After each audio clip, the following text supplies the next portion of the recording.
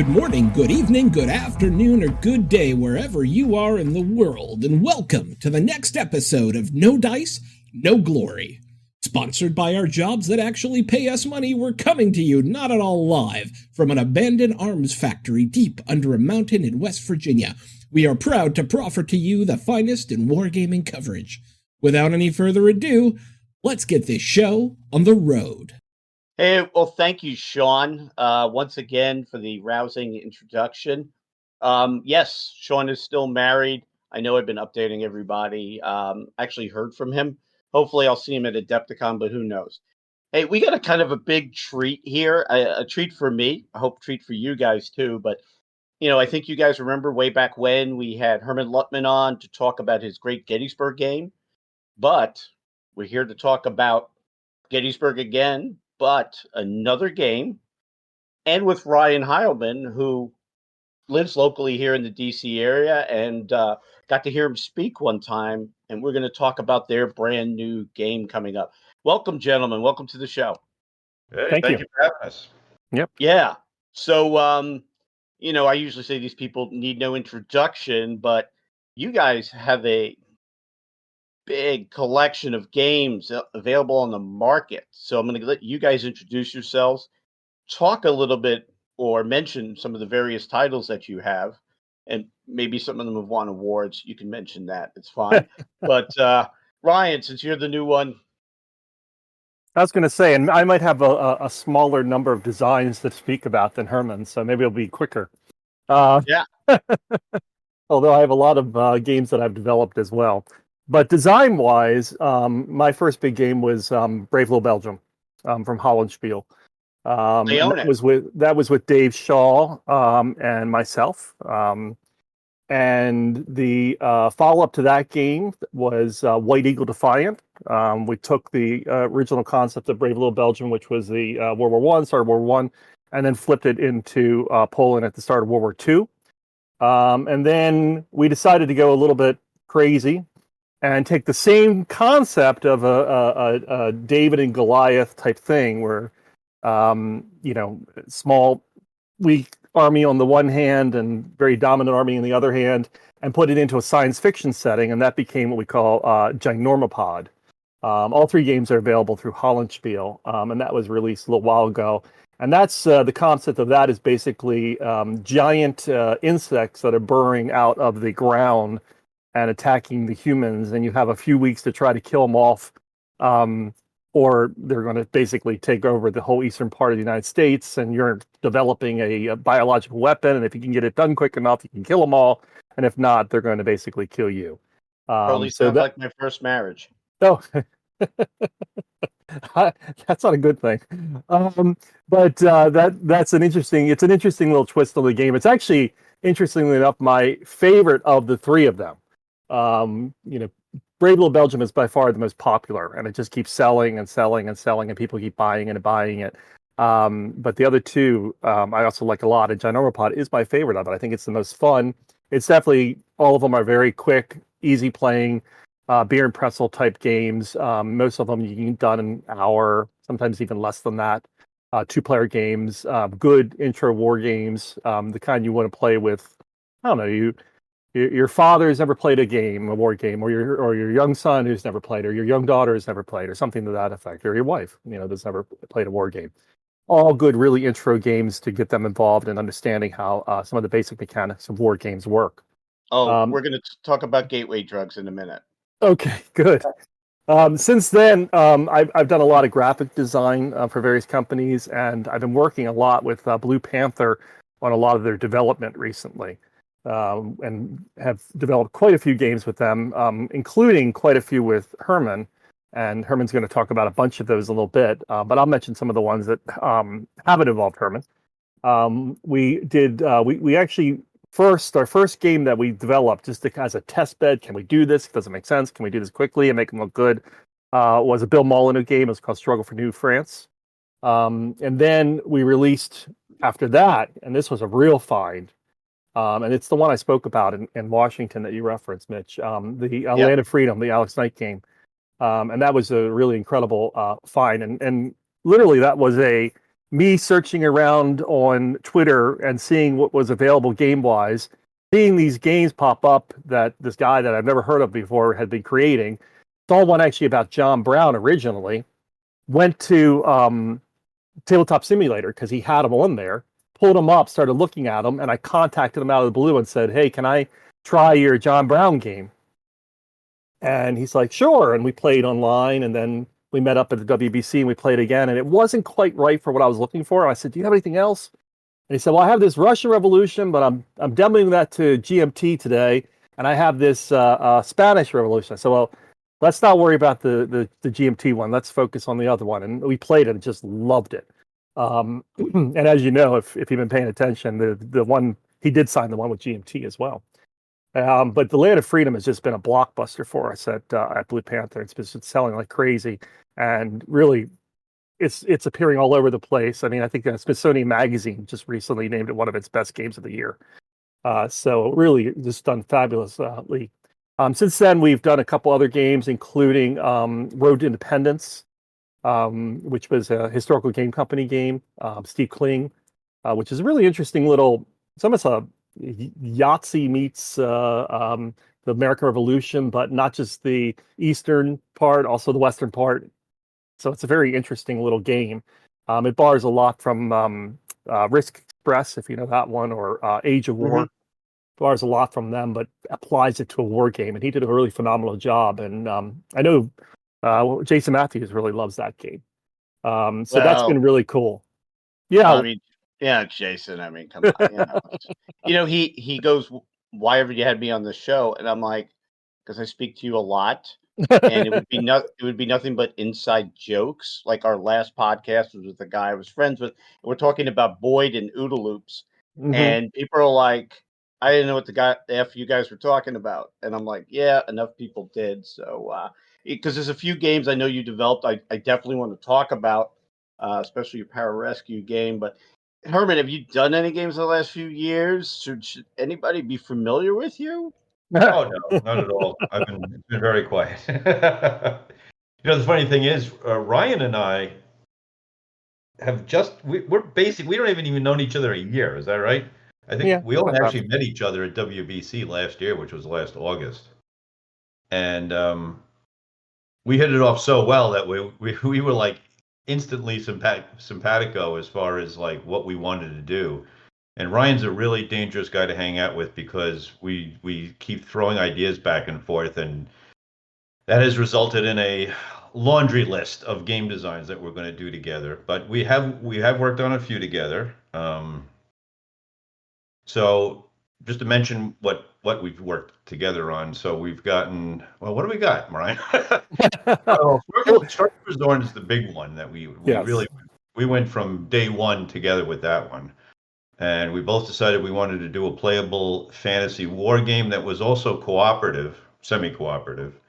And that's something that we wanted to tackle in the war game market was more multiplayer war games.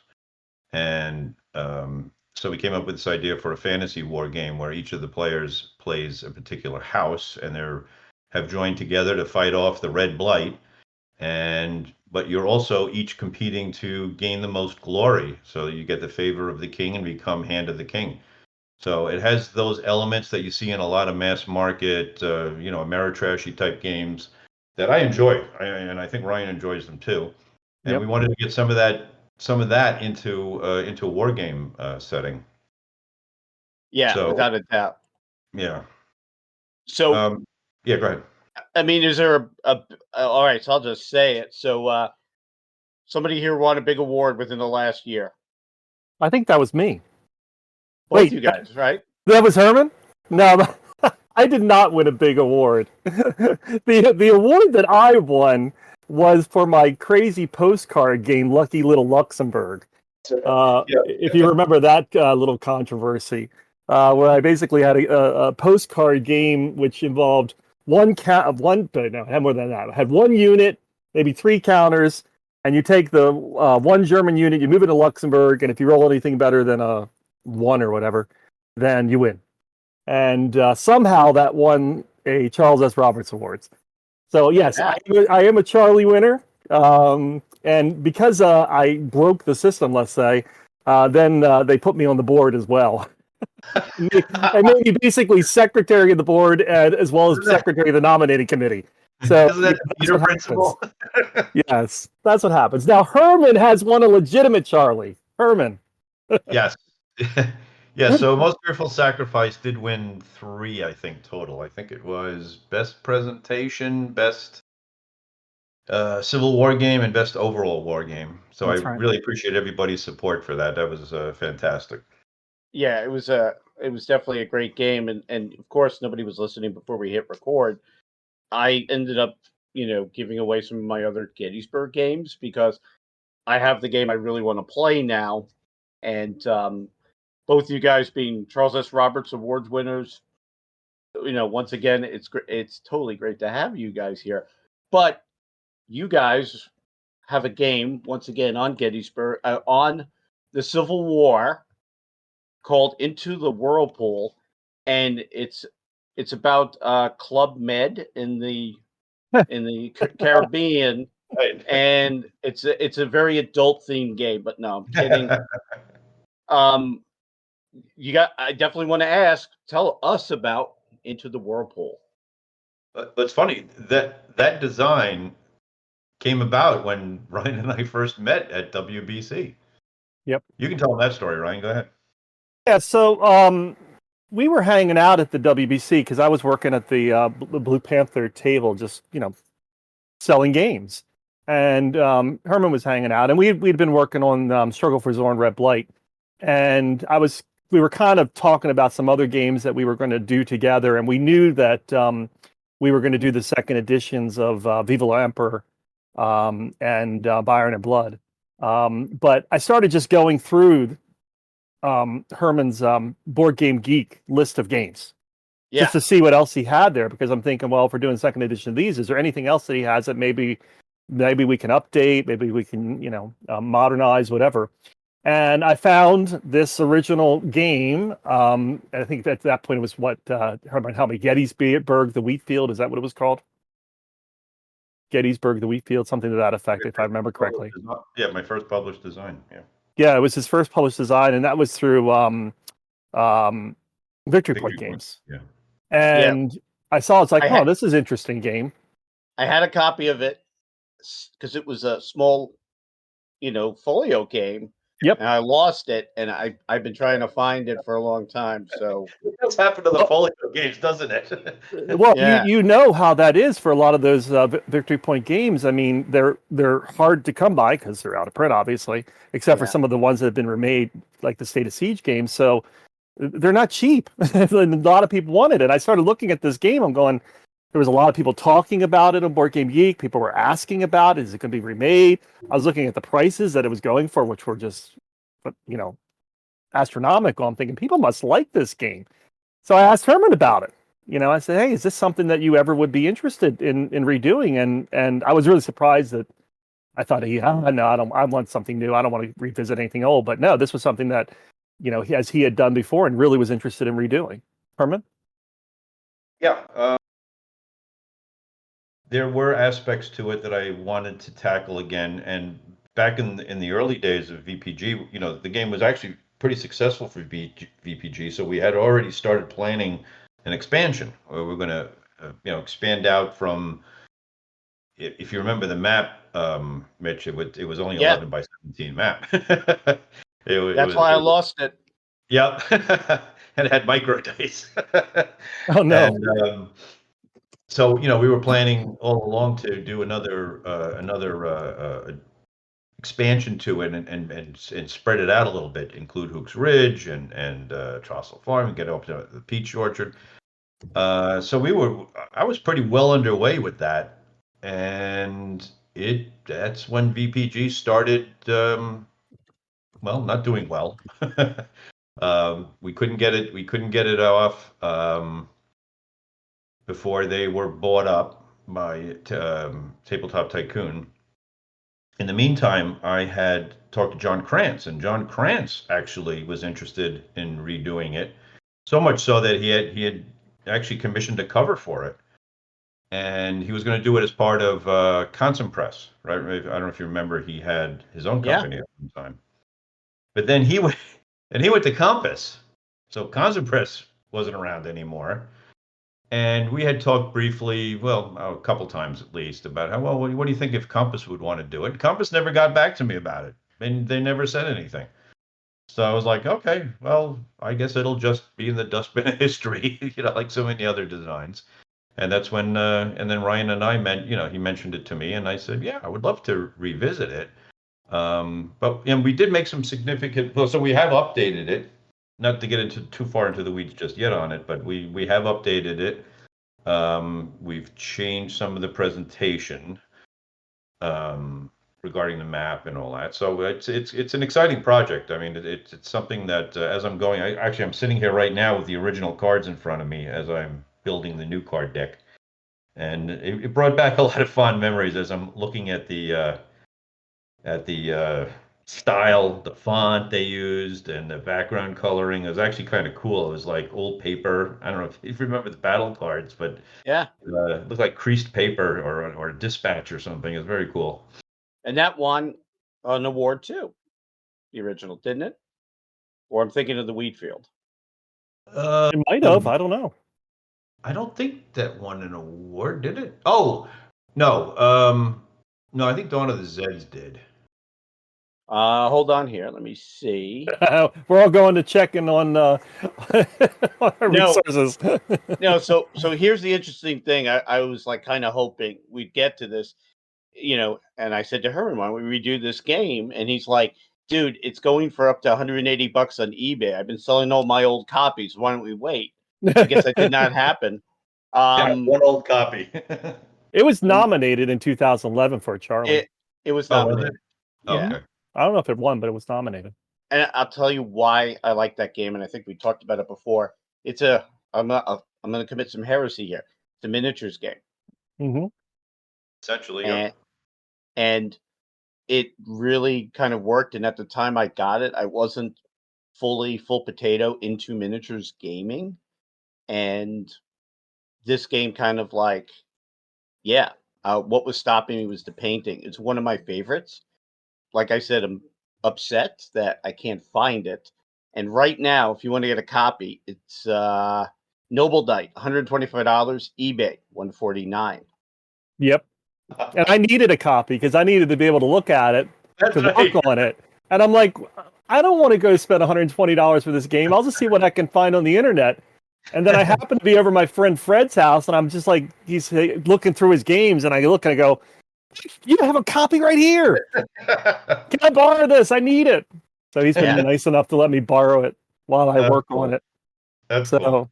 Yep. So for those of us that haven't played the first one, which none of the three of us qualify, I think it was another Rick Barber map. Yep. And once again, it's huge loss to our community. And the units, it really has all those miniature game mechanics, and war gamers are like, miniatures, child's play. Not so much. So looking at the game, why don't you guys take us through kind of an overview what that game's about, and then let's talk about what the new game has, because that's what I am really excited about. Sure. Yep. The original design. So that all started when Alan Emmerich asked me. This is before I was designing it all, and we got into a discussion about System 7 Napoleonics. I don't know if you remember that system, but that was a miniatures system, and we both enjoyed it. And he wanted to do something like that, and I said to him, well, I played miniatures for years. I had thousands of castings I painted and all that. And I said, I have my own set of Civil War miniatures rules called Tattered Flags. Maybe we could convert that into something. So that's how that whole thing started. It was based on a miniature set of rules. Yeah, and it played really well. I was a big miniatures gamer, and I wanted to bring that world into the board gaming world in the worst way, because I wanted to show people how much fun it is. And yeah, you're right. You take away the one aspect that a lot of people turn away from the hobby right away is the whole painting thing and the cost, of course, of buying all those castings too. Yeah. And what's funny is that really kind of started to get me to play miniatures games. So you figured I would have collected Civil War miniatures, and I think I got the game 2011, 2012. But I didn't paint my first Civil War miniature till the middle of last year. And when I did it, I painted 3,475 of them. And you could go see, you could click on the article because I am a hack painter. Oh So gosh. even though it took 12 years, I'm going to thank and curse you, Herman, for that. Um, It is a because, very rewarding hobby, though, miniature painting. I mean, if No, you I have the love it. time oh, and yeah. the ability, it's very rewarding when you finish a unit and you stand it up. I mean, and they become your little babies when you send them out of the battlefield too. There's some become Yeah. your favorites. Of Oh, course, yeah. all my miniature painting was not stands. All my miniature painting was D&D figures. When I was a Right. kid. Yeah. Yeah. A lot of people Yeah. out there too. Yeah. Yep. And Warhammer 40K, of course. And it's like you say, I'm just going to paint this one army and I'm not going to do this period, but like had a guy on was talking about his 100-year war 28 millimeter game. Oh, And geez. now I have between French and English armies from the 100 Years' War. I got 135 miniatures, and yeah, my name's Mitch, and I'm a war gamer. I got a problem, but it's really you know, if you guys, I definitely want to ask. You look at video gamers; they're their own little world because people say I don't play those. I'm sure everybody does. But you look at miniatures gamers and board gamers. I mean, they're cousins, but they don't get along at family reunions. And I think when I talk to miniatures gamers that I play board games or the other way around, why do you do that? And I'm like, it's really kind of like two different feelings that you get. And Right. I always say with a board game, I'm always playing against you. Miniatures game, I'm kind of playing with you. Hmm. And I was asked one time, when looking at, my day job, do you take anything from, miniatures games? Because we know you play them. I go, yeah, because if you read miniatures rules, they have to be written differently. Oh yeah. And there's a lot of things in a miniatures game that in a board game, if it's in the game, there's a mechanic for it, there's a rule for it. May not be written clearly. Miniatures games, they don't know what the table's going to look like when they write it, and it's that different approach to it. But why do you think the two communities really aren't kind of a little bit more friendly to one another, and you don't see a lot of crossover? I I like to add in here, and I don't. I'm going to kind of add a counterpoint to this, and Okay. I just want to. I know what you're saying, and I definitely see it. But at the same time, I've worked several of the miniature conventions, Yeah. mostly the Historicon in Lancaster and in King of Prussia, Yeah. and I'm worked at the Blue Panther booth, selling board war games, not Yeah. miniatures, board war games, and the number of people stopping by and looking at these games that were hardcore miniature people and buying the games was always remarkable to me. Now, did we bring games that might appeal to them more? Sure. Like the Of Horse and course. Musket series and things like that, we thought would appeal to them more. Sure, we tried to, but lots of people coming by, taking a look at what we have. And, we were one of the few, board war game companies there. And so it was always interesting to me to see all those people stopping by. And I in think addition, gamers would use uh, board games as research material too. oh yeah, Yeah. Yeah. I do both. I do both. I will go and take a look at the miniature stuff when I'm working on board war games. Because sometimes they have just fantastic maps and orders of battles already complete, and done, and layouts and everything done, and it's Who's a fantastic resource. the Blue Panther guy, Dave? I think that goes Uh, to the cons now.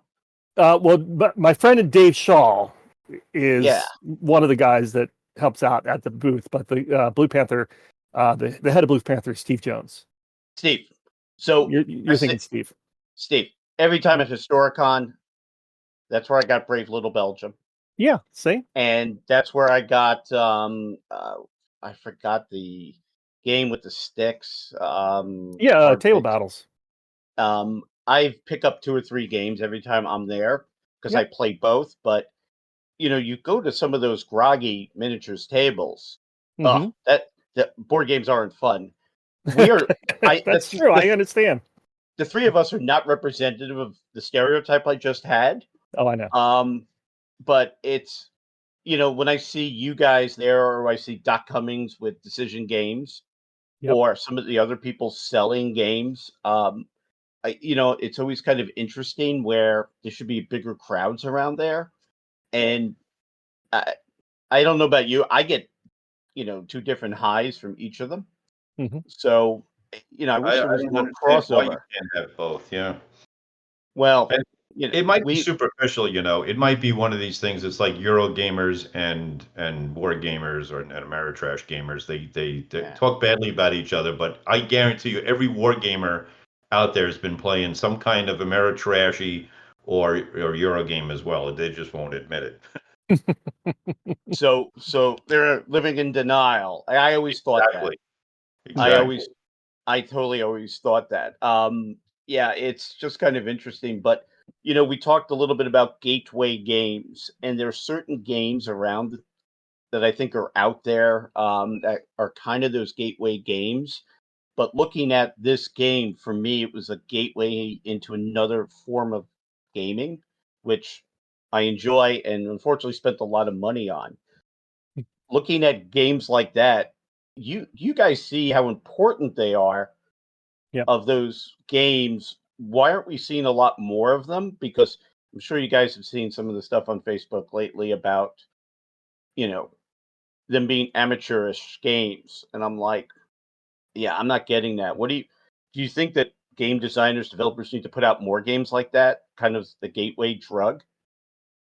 I'm all for it, as you know, and Of course. everything that I've done has been about trying to create games that would include more people into the community and providing, as you said, a gateway. And not that I don't want to have those other games. I do.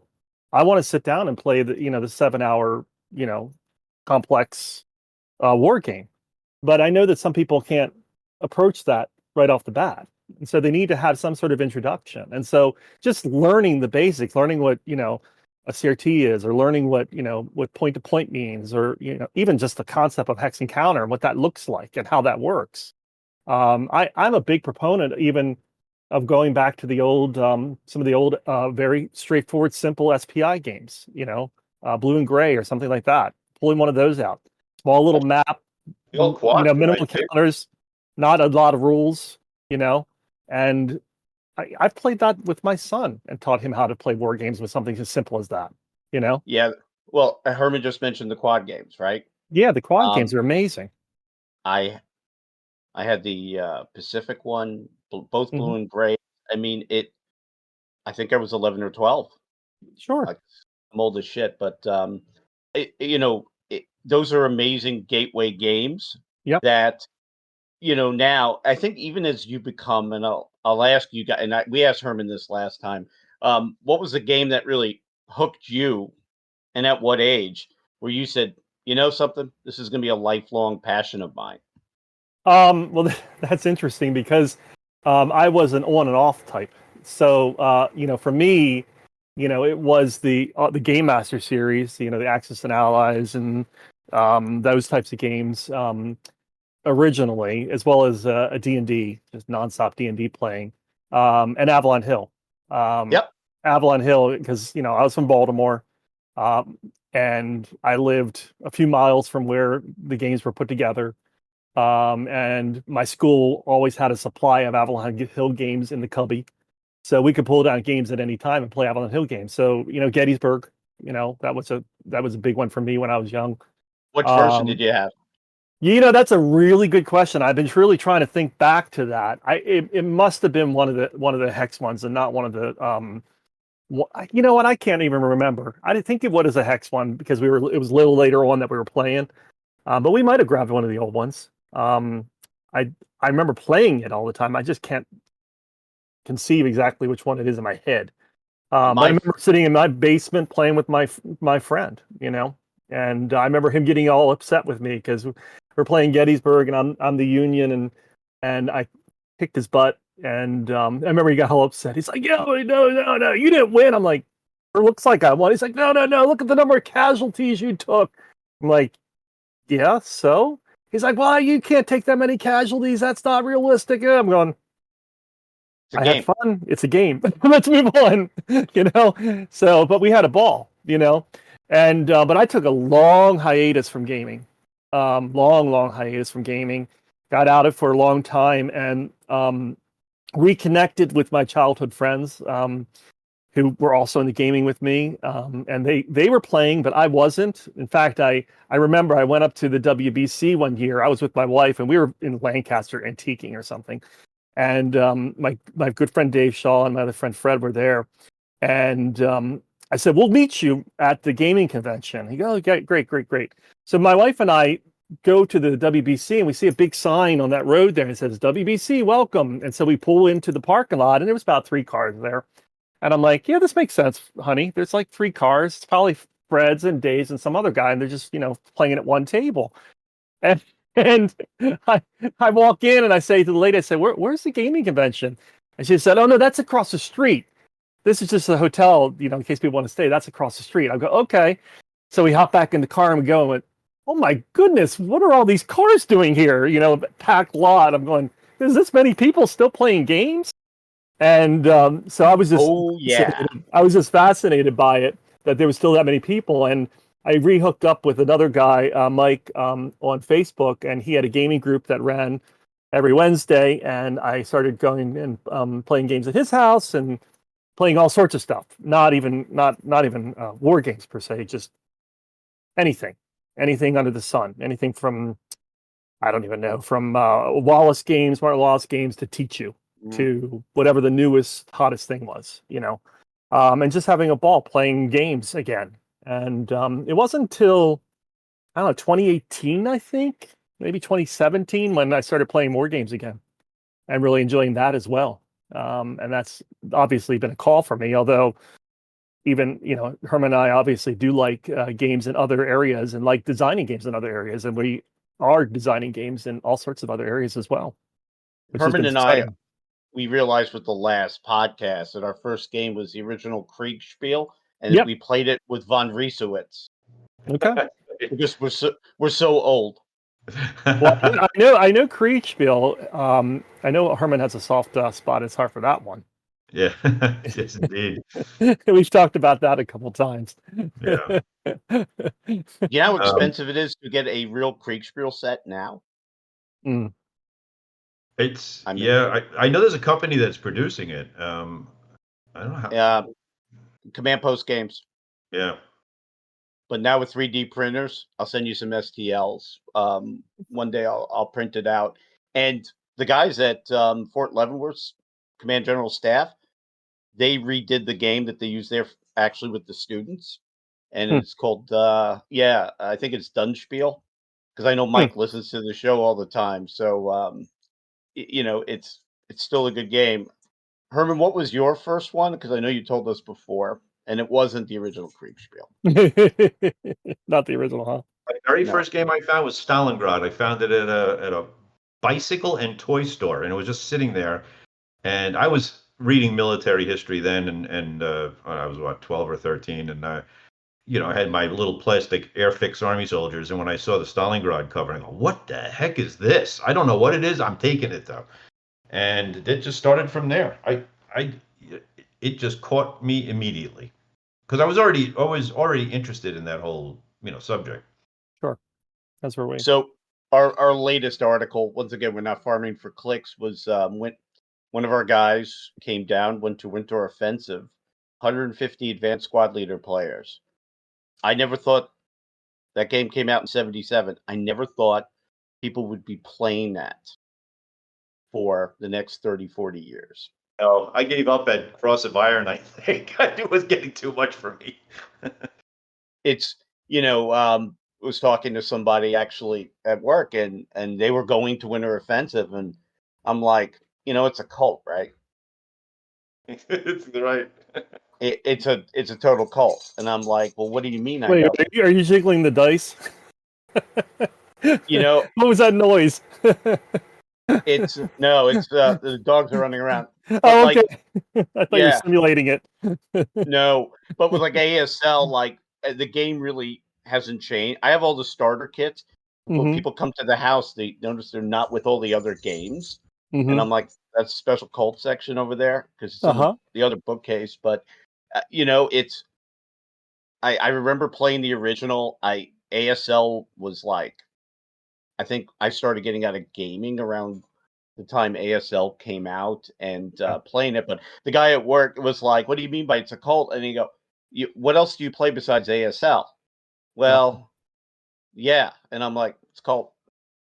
Yeah, I went down to that Winter Offensive again with my good friend Fred at one point after I got back into gaming, and I I was shocked. We walked in and I'm watching all these people dragging in their cases after cases of rules and counters and I everything know. else, and then just the noise in the room from everyone shaking those dice and those glasses and spilling them out on the table. It was overwhelming, and so we didn't know what to do because we didn't play ASL.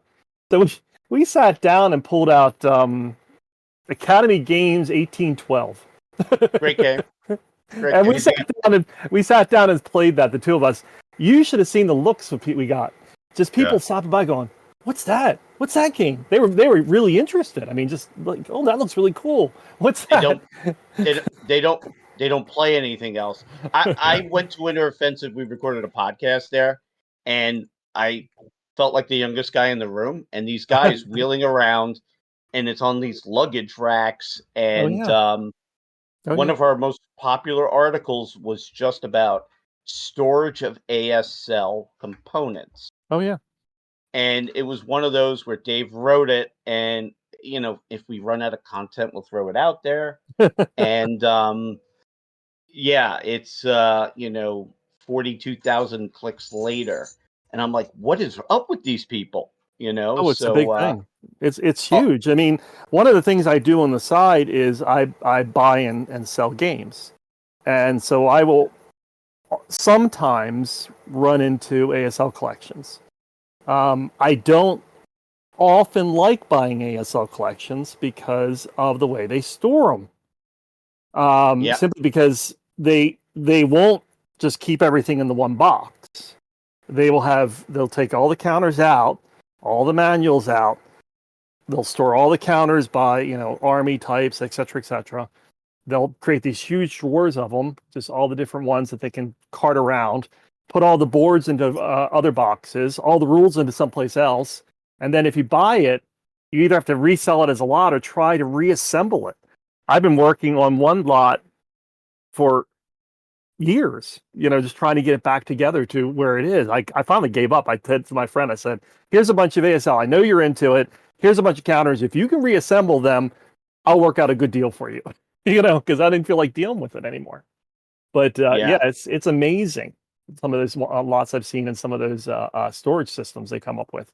Mine is broken down into that. So Well, yep. See. if I die, Yep. shit, I don't know who's gonna redo I it for know. me.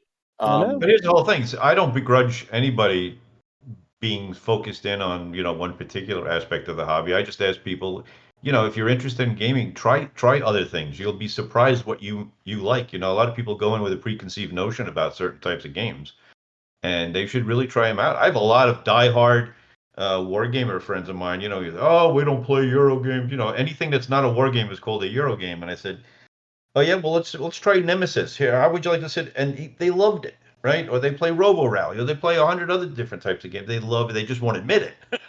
That's the whole thing. It is just this oddity. But yeah, going back to your thing about gateway games, Ryan and I both realized that, that's one of the reasons we're designing cooperative multiplayer war games, because that's an aspect of war games that will bring other people in, right? Where you can play together on one side. Yeah, So I'm, and I know Ryan's the same way, man. I'm all for making games using different mechanics for war games, right? We don't always have to have locking Zoc, hex encounter stuff, you can use other mechanics, other map board setups, other ways to do command and control, other ways to do combat. It always doesn't have to be a CRT with a D6. There's other ways to do combat that's a little bit more fun and gets the same thing accomplished. And maybe somebody who wasn't looking at a war game might now look at a war game because of that one little mechanical change. Yeah, like you're Herman, your one little movement aspect that you created for Struggle for Zorn, Red Blight. Very simple, accomplishes what it needs to accomplish, but what does not overwhelm anybody. I mean, you certainly could have put into the game, this unit moves, this many spaces, this unit can move this many spaces. If they move to this, it's going to cost more, et cetera, et cetera. And that would have probably overwhelmed the intro player pretty quickly. And so Herman just came up with a nice little system where, if you go through the plains, there are these nice big areas that you can go through quickly. And if you go into a bog, the areas get a lot smaller and you can fit a lot less units in, and you got to take more steps to get through. And it's just a very simple, clean system that works really well for that game and for the type of player who would play that game. So let me ask a controversial question. Mm-hmm. Do we have designers that are embracing that and pushing new mechanics and taking risks? Is it the designers or is it the companies about how to market such a game that is such a departure from the rest of the field? Why are we not seeing some of those games out? I know that I am, so as working for Steve at Blue Panther, I've always said I'm looking for games published with Blue Panther that are interesting historical topics and interesting mechanics, or some combination thereof. I'm not looking for the same old. And that's really what drew me to Herman, because Herman's really interested in experimenting and coming up with new ideas.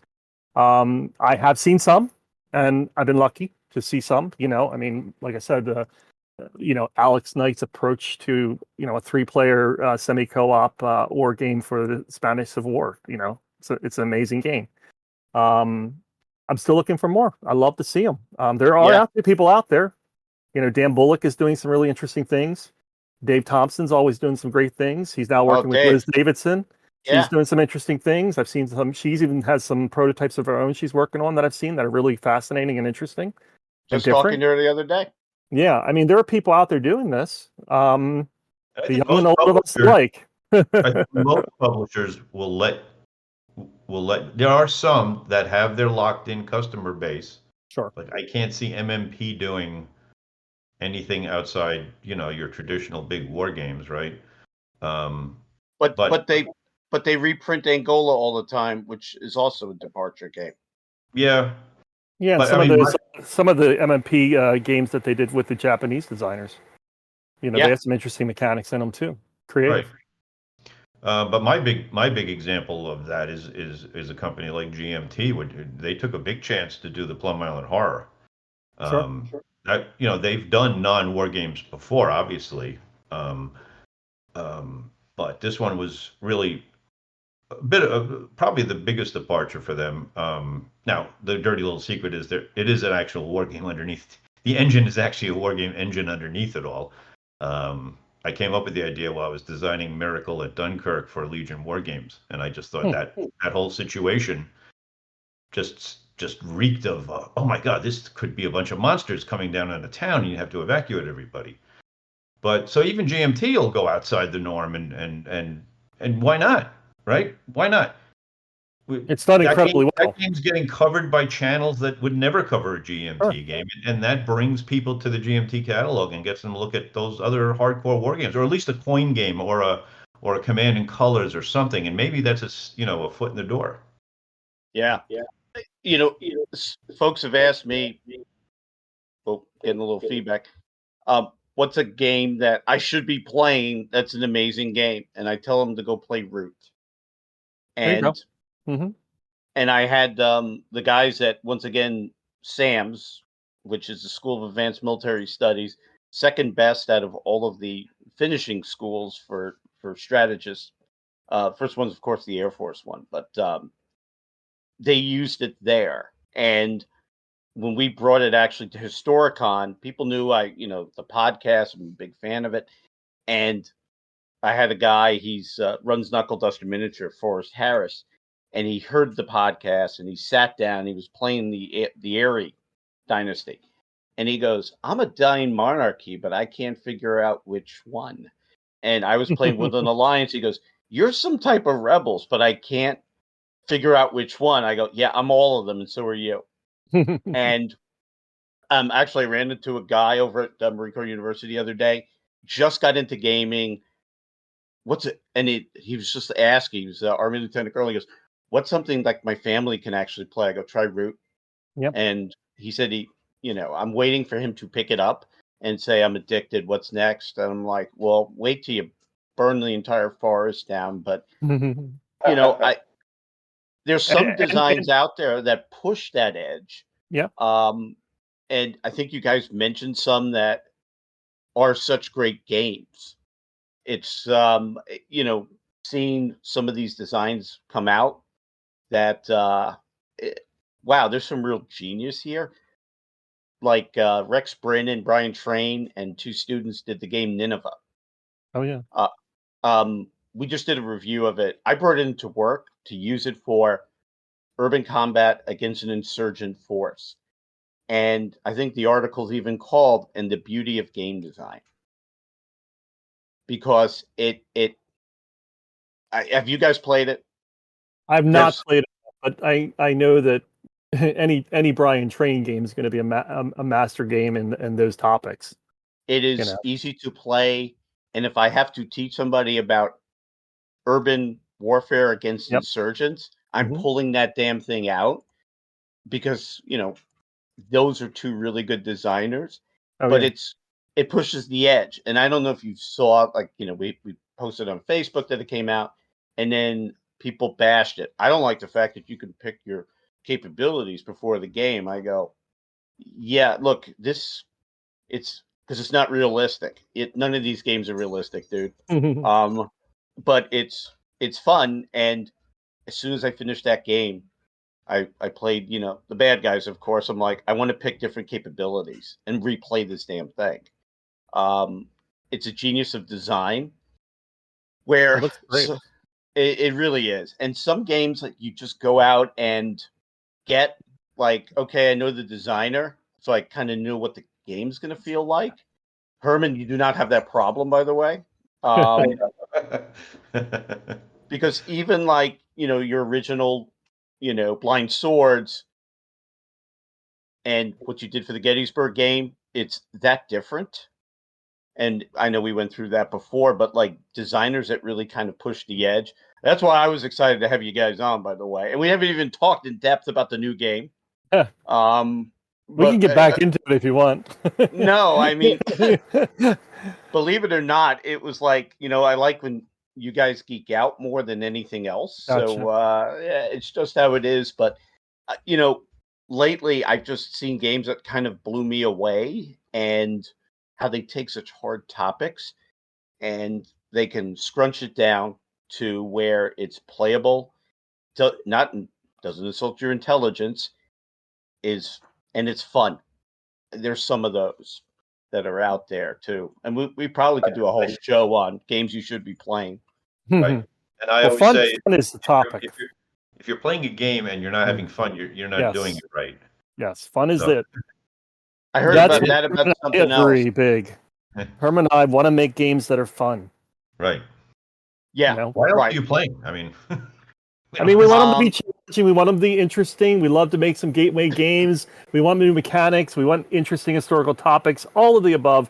But if it's not fun, we don't want to play it, and we don't want to make it. Mm-hmm.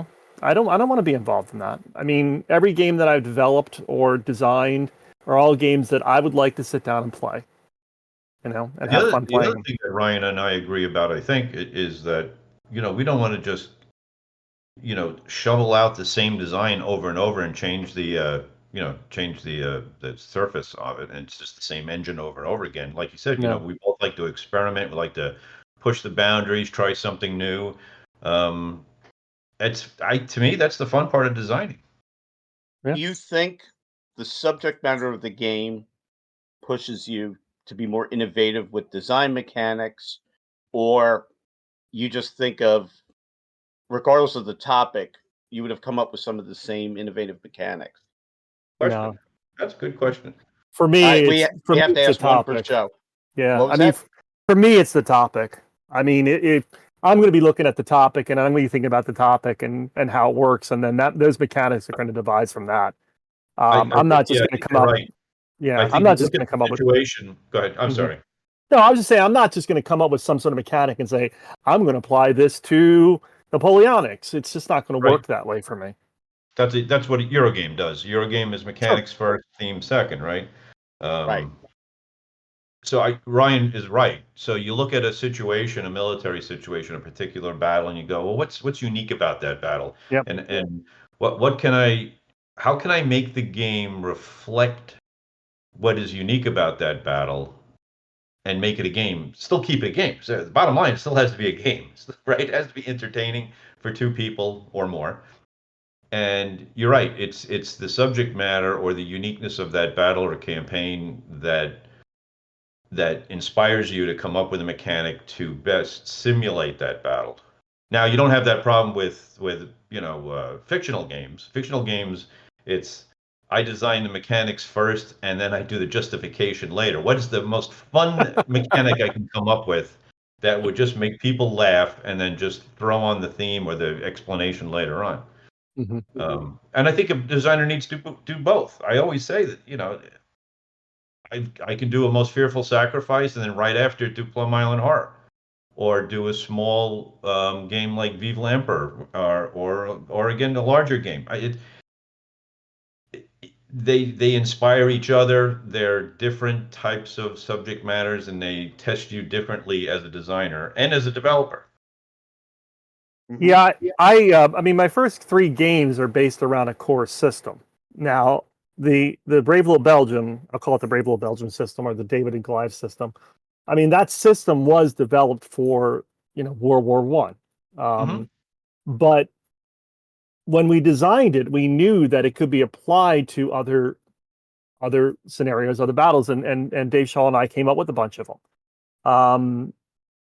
And then that's eventually how What Eagle Defiant and eventually John Normanpod evolved. We've thought about doing others in that series, and I'm sure there's some people that would really love for us to do those, but I get bored, and I want to move on to something new and something different. I've been mostly, as I said, spending a lot of my time developing until I met Herman. And now Herman's got me jazzed back into designing because I was really thinking I just wanted to focus on developing, let somebody else do the designing, but I'm kind of getting back into the designing by, batting around ideas with him. And so I've been doing a little bit of both. And as he says, experimenting with science fiction and with horror and fantasy and historical and everything else under the sun. And we got all of that going on right now. Besides working on Tattered Flags into the Whirlpool, we're also working at the same time on Revenge of the Zeds, which is going to be a not quite remake, not quite new game. How would you describe it, Herman, of Dawn of the Zeds?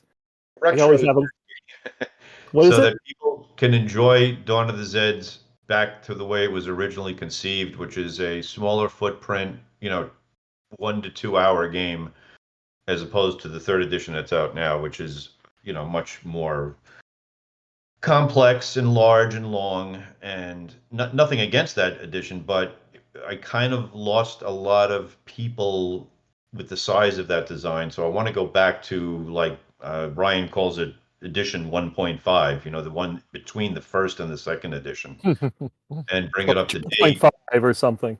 Yeah. Between the second and third edition. I'm not sure which it is. Yeah.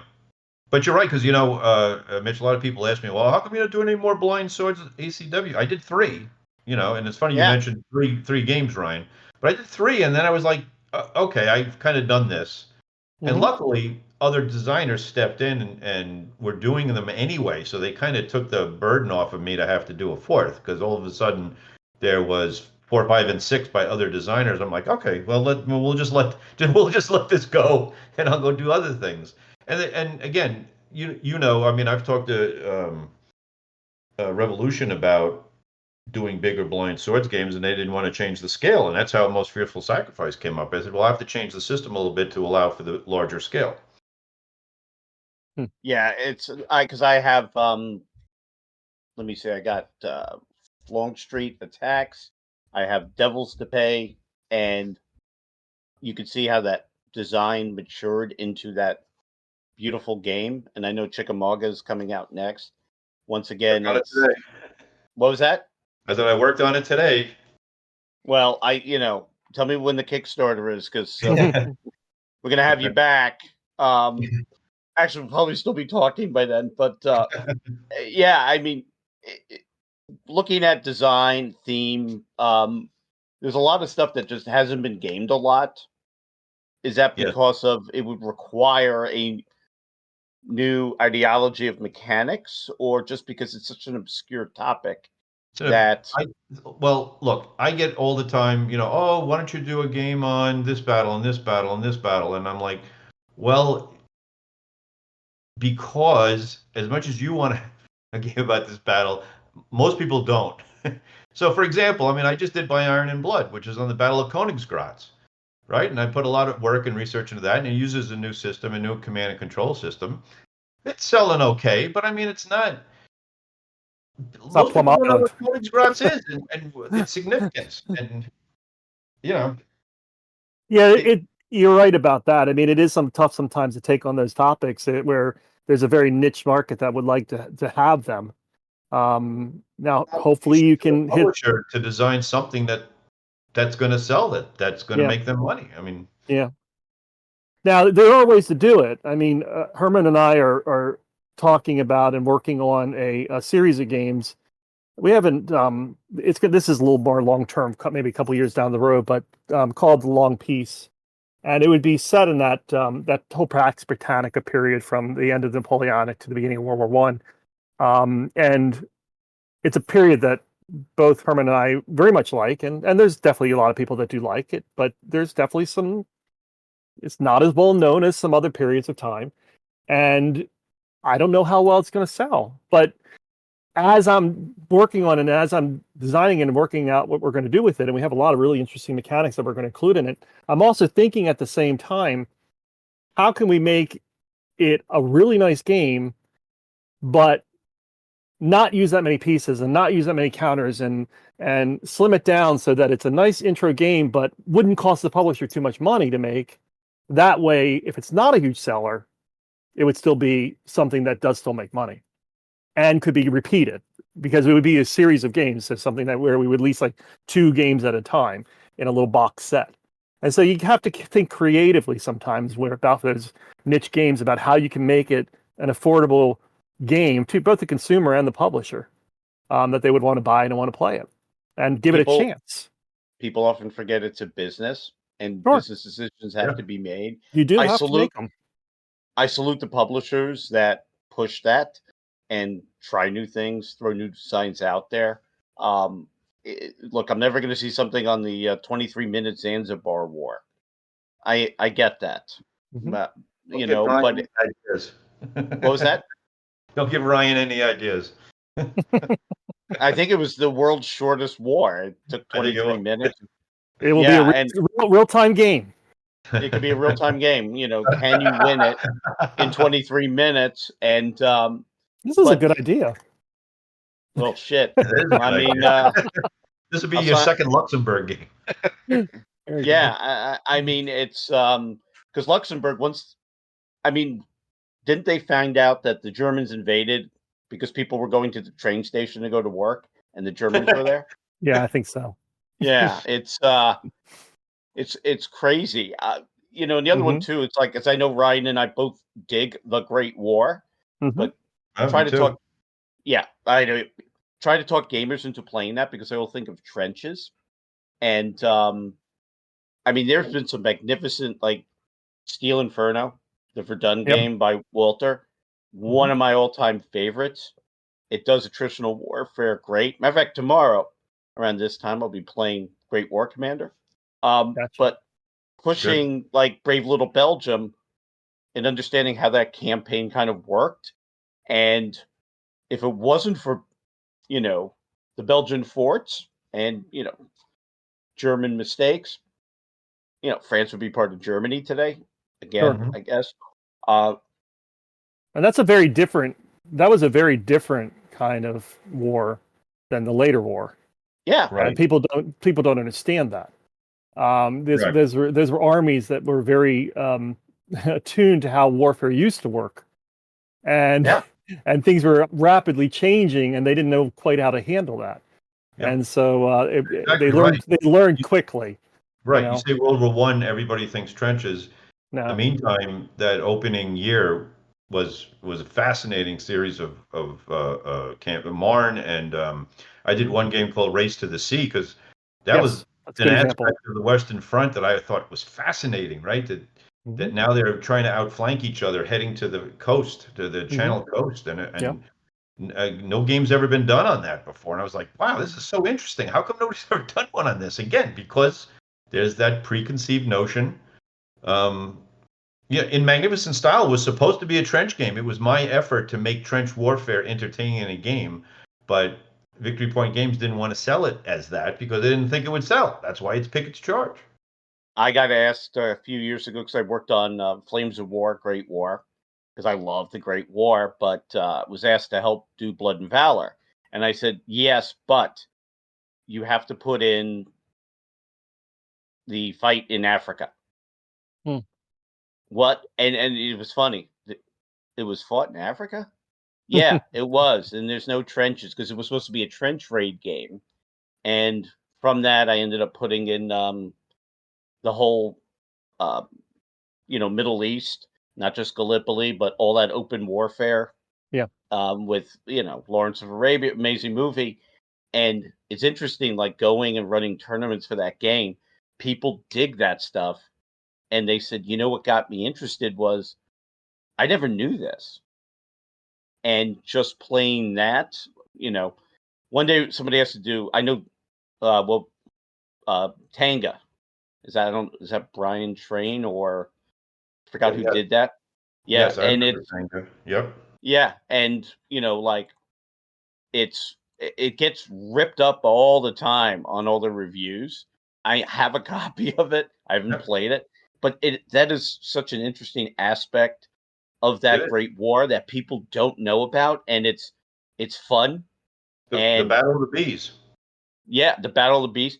Or doing a naval miniatures game of I forgot his name, was Spicer Simmons, the Mimi and Tutu story, if you ever read that. This guy was crazy. He wore a dress and, he got these two little gunboats. And essentially, it's the African Queen story, and it's great. And people are like, "What's a crazy topic that we need a game?" So we actually played a miniatures version of it, and people thought it was wild with these boats shooting each other. And it's. I think when gamers really get enthused, look. You get a game on Stalingrad. You've read 100 books about it. Where's that challenge? But I think when you really get into that real gamer's high is, like for me, Paint in the 100 Years War stuff. I read Henry V 5-6 times. Love it. Never knew much about it. I'm on my third book on Agincourt. And to me, good. Yeah, it's, today I learned, and because I always ask people, what drives you more, your love of that particular history, or does the game drive you into that part of history? For me, playing a game that I didn't know a lot about the history, and then going and saying, well, these are some interesting people. Let me read something about it. To me is kind of what I love about our little hobby. Yep. Holy shit, we can actually learn something. Well, I don't know if I can learn anything. I'm tapped out. I'm totally with you, especially about the First World War. Every interview, if people ask me about it, I said, well, I find the First World War far more fascinating than the Second World War. Far more fascinating. Multiple fronts, multiple nations fighting. Just read about what the Serbs did against the Austrians. Tannenberg, what a fascinating campaign. Yeah. I mean, this, like you just said, there's so many stories there, and even fights and naval warfare. I mean, it's fascinating. And then the development of the different munitions and armaments and planes and tanks, and I mean, it's just fascinating. I wrote my air. Go ahead. No, I was going to say, I think that was one of the things that frustrated me was because I'm a social studies teacher initially. Now I'm a technology teacher, but initially a social studies teacher. And in U.S. history, they kept scaling back and back the amount of time we were allowed to spend teaching World War One. And I think I got more and more frustrated by that, and thus I had to make a World War One game. You know. So I still remember going to was it Fort Myer, and you could go for their Twilight Tattoo. They do the Army Through Time, and they go from the Civil War to Spanish American, and then bam, they're in World War II. Mm-hmm. So we went, and we were actually VIP guests, and talking to the commanding general there. I hope you enjoyed it. If you have any, comments, I'd love to hear it. I go, what was the largest land battle the Army ever fought at? And he gave me a look, and he's like, okay, you got me stumped. What is it? I go, Meuse Argonne, and you went right from Span Am to World War II. Yep. And he's like, I think I heard that. And I don't know if they ever added Great War in there too, but I was the one guy at Air Command and Staff College that wrote his thesis on the Dreadnought and how they organized training and equipped the force, the British and the Germans, and compared it to the F-22. People are like, why do you pick an obscure topic? I go, I dig this stuff. I mean, I read a bunch of books about it. I like big engineering, and I couldn't stop. And you're going to make me write a 80-page paper. I'm going to write on something I love. And these are amazing things, but it's, gamers will reject Great War stuff because all they think of is, All Quiet on the Western Front, the mud, the blood. And I notice game designers, when it comes to games that are really kind of hitting and are very popular, they're doing really innovative things within their designs to kind of draw people into it. And, it kind of goes back to, does the topic influence design, or is it the other way around? And I think for some of the more obscure topics, I think that helps because it becomes a fun game that I will play over and over again, despite the fact that in Verdun, you're not looking at a breakthrough battle. I love that stuff. And that's sometimes one of the big challenges. I mean, how do you portray some of these where either it's a very clear winner, and it was an overwhelming battle, or not so much. And those are hard games to put together, but that's what we need to work on. That's why we're here. Yeah. Well, I mean, let's talk finally. Because people are going to be like, wow, this is all over the place. I go, yeah, but it's fun. It's fun. And I'm sure we'll get hate mail from the miniatures people. But no. Go ahead. We love miniatures. We love miniatures. We do. They come up with great battles and great wars and all sorts of fun stuff. I'll tell the miniatures people one quick dirty little secret. A Most Fearful Sacrifice. The reason in the back of the scenario book, you'll see a listing of explanations of the artwork on multiple units. And that all comes from my miniatures days when I asked the artist to put the mascots in or dress the North Carolinians with especially sharp uniforms or make sure the Zouaves were there. All that comes from my miniatures days because that kind of detail has no effect on the game whatsoever, but I wanted it in there. And in the Chickamauga game, I researched there were about a dozen different Confederate battle flags used at Chickamauga, and I researched them as closely as I could to get them to the right flag on the right stand. And that's one of the little features there. And Longstreet's infamous dark blue uniforms that he picked up on the way to from Virginia to Georgia when they were on the train. They got new uniforms, which were dark blue, and when they hit the field, the Union guys didn't shoot at them because they thought they were Union troops. You know what's an untapped resource to do background like that? Yeah. Is reenactors. Yep. Oh yeah. Like, I looked up some of that stuff and miniatures rules. By the way, you talk about coming full circle miniatures. At any cost I used the 1870 Bruce Weigel miniature rules as a huge source for By Iron and Blood. I used the 1866 miniatures rules. There's so much information in there. Yep. yeah, I look, I read rules like people read novels. Yeah, we all do. We do. Yeah, it's like, I'm not going to say which rules books I've taken into the bathroom in case somebody wants to play me one day, but it's because an artist, you have to admire sometimes the beauty of their craft, and just reading rules, I don't know. It's look, I'm wired differently, guys. I think we all know this, but so we got to get back to the game because I actually had questions. Yeah, please shoot. Eventually, I'll ask them too. Yeah. So played the first game, loved it, lost it. Kind of tried finding it. Don't want to put $200 down. New games coming out. What's different about this game? What did you guys add? What kind of shushing did you put in the game to kind of let's push the boundaries a little bit? Go ahead, Herman. So it's called Into the Whirlpool, which was the writers. A couple of writers used Whirlpool to describe the kind of fighting that went on the wheat field. So this game focuses on the wheat field, Stony Hill, Hooks Ridge, Rose Woods, Rose Farm. So in between the Peach Orchard and Little Round Top, basically. Yep.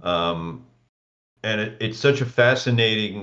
One of the reasons we picked it, or I picked it originally, and we decided to do a game on it again, is that little patch of ground saw something like 20 brigades go through there in a few hours. It was an amazing amount of fighting in there. So that's what the game is. It's basically a miniatures game. So there'll be formations or regiments and artillery batteries, but each of those are made up of individual stands of 110 men. So you're maneuvering around the board using these stands in formations of regiments, commanded by brigadiers. And you're going to give order at the brigade level, and you're going to maneuver these pieces around as if they're miniatures.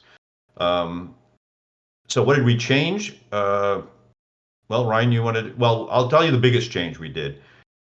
A lot of the complaints I got early on was the fact that the free flowing movement of miniatures, right? I mean, from the original game, Rick Barber just did a map of the area and that was it. And you moved the pieces on there freeform, right? You took a ruler out, you moved it, you turned it, etc. So what I decided to do on this one, and Ryan agreed, is that we wanted to give board gamers a little bit more, what would you call it? Fencing? A little bit more guidance. Try to eliminate the ruler if we can. Easy way to pivot the stands, that sort of thing. You're right. So the map will have spots on it, spaces on it that are 8-starred spaces, and your stand will go on those spots and will face one of the 8 directionals. Okay. So you'll have it'll just give you some kind of context for maneuvering so that it's not totally free from. You don't have to use a ruler. You're just moving the stand around.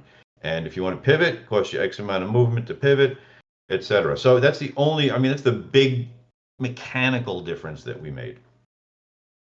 You want to do any more on it, Ryan? Yeah, that of course led to some issues in development because here, we have this original game with this gorgeous Rick Barber map.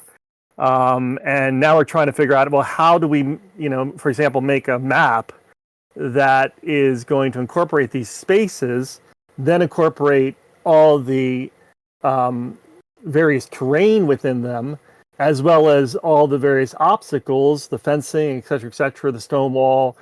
How do we do that? And it took a little brainstorming and thinking back and forth about how to do the basic drawing of it and prototyping of it. But really, it's going to a lot of it come down to the artist to finally make it and turn it into this kind of quasi board / miniature type game where it has that beauty of a it won't be a Rick Barber map, but it's going to be a little bit of an homage to a Rick Barber map, but at the same time incorporating these 8 stars and restricting the where the terrain is and where the borders are for all these different things.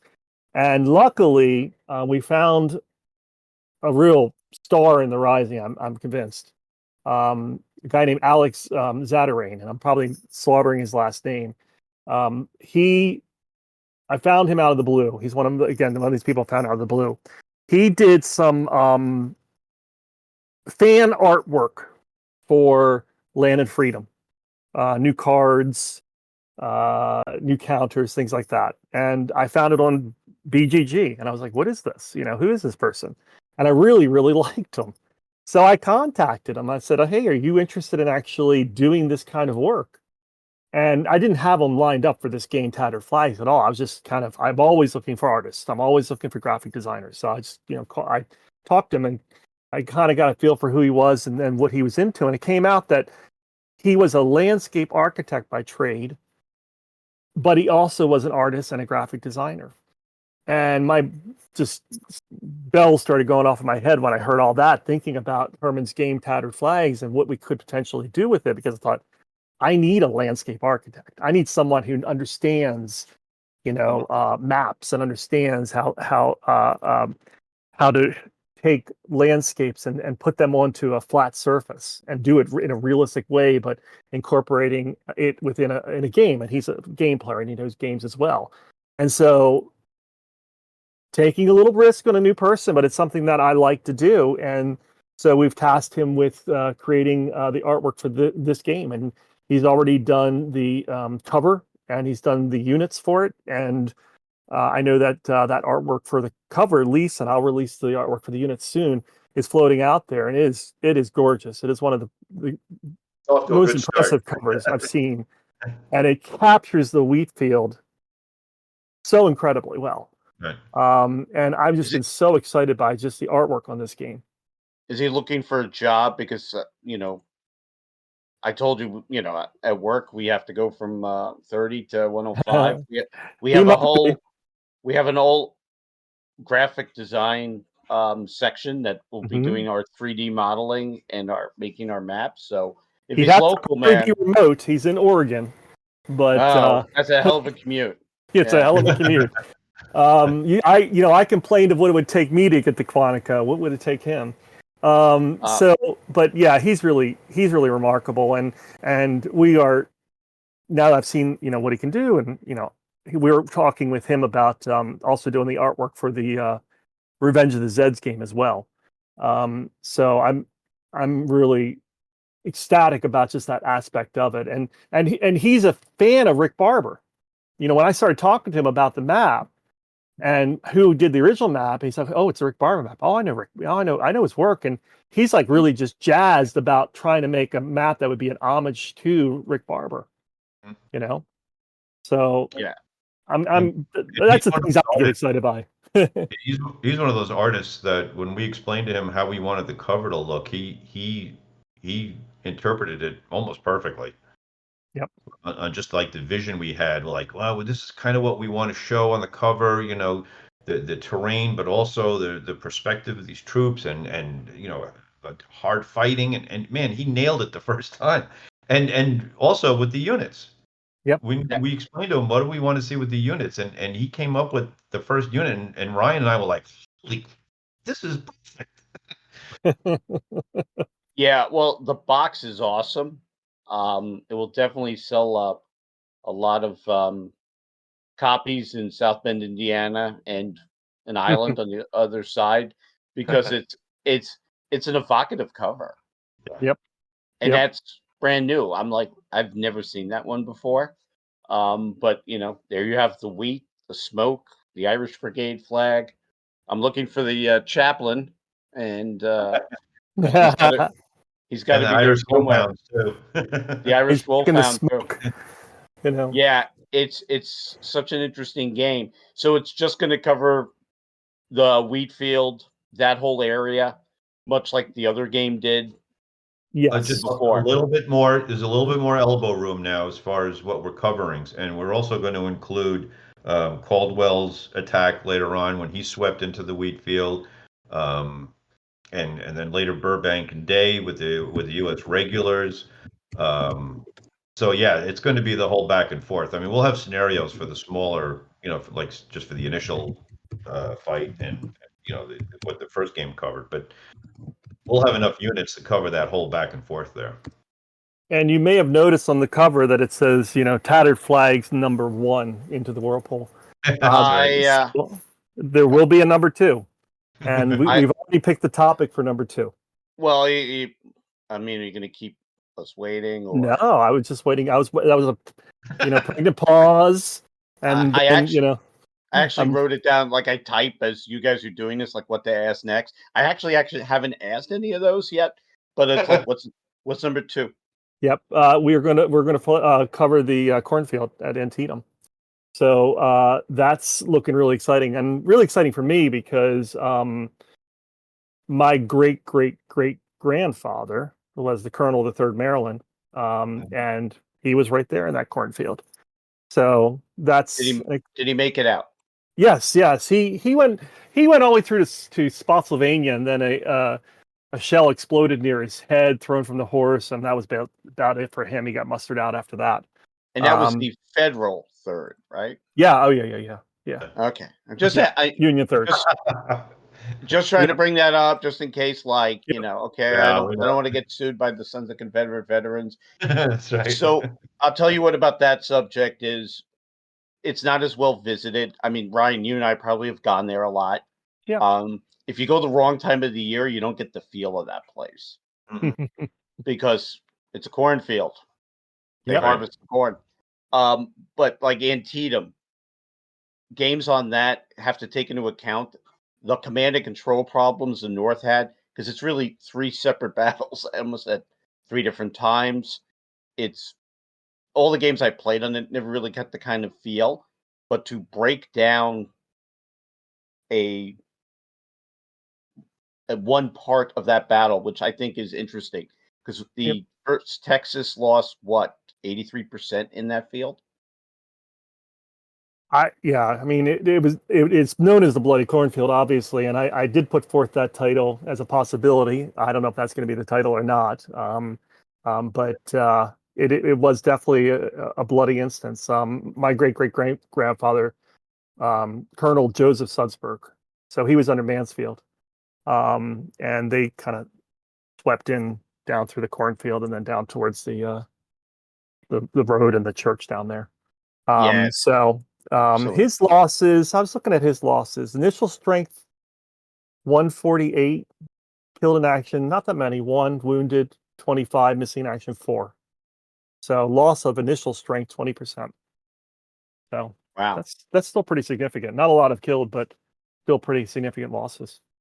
Yeah, it was. I mean, Bloody Cornfield. It sounds like a punk band, but actually, it's pretty accurately named. It's but.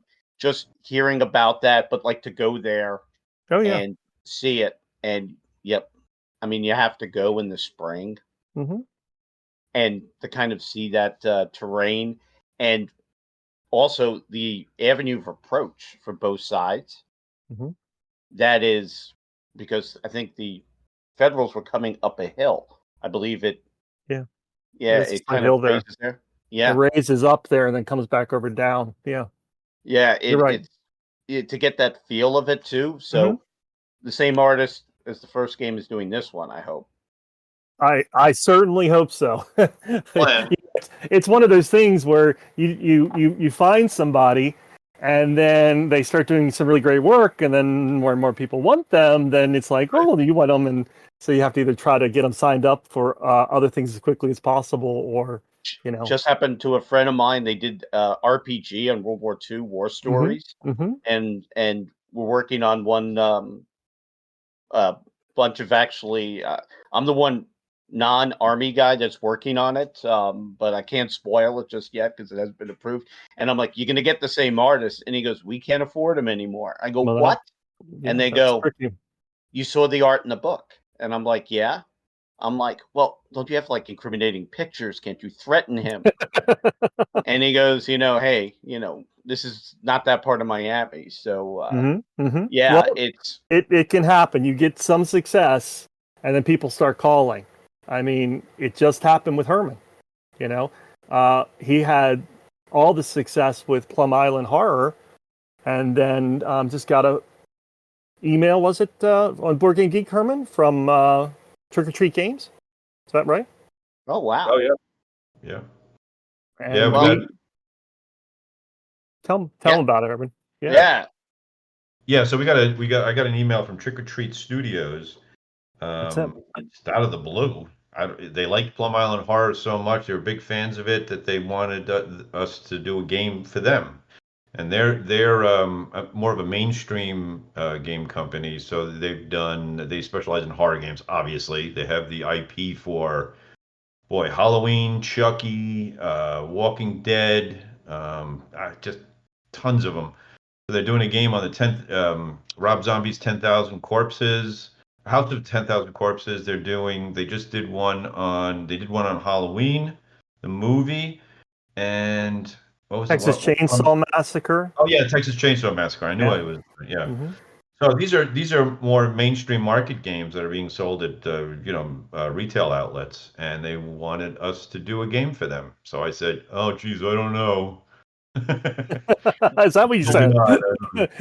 I thought you said, "How quickly can I sign?" Exactly. When is like a movie production company going to go and make Zeds into a movie? Yeah, that's a good question. That would be fun, wouldn't it? Yeah. We actually went the other way. So Herman was nice enough to this all came down, and Herman and I talked, and I'm going to be involved in the design of the game, and we proposed the concept to them, and they loved the concept, and we're actively working on it. And Herman asked them and said, "Well, you have all these IPs. Maybe we can link it up with one of the big IPs, because of all these different zombie games or zombie movies that are out there." And their response was that, it's really strong as it is. You don't need to link it to an IP. It's a strong game, strong story. So we're very excited about it. It's called Alpha Z. Alpha Z is the working title of it. Right. The idea is that you're playing. So people who have played it in Magnificent Style or in Crowbar or Volters Lead the Way, they know that push your luck system. So we basically came up with the idea that, well, we're going to use that system, but you are the zombies. So you are playing as Alpha Zeds, the slightly smarter zombies of the whole horde, and you have to lead them across the field, through farms and stores and malls and movie theaters, and you have to get them into the city.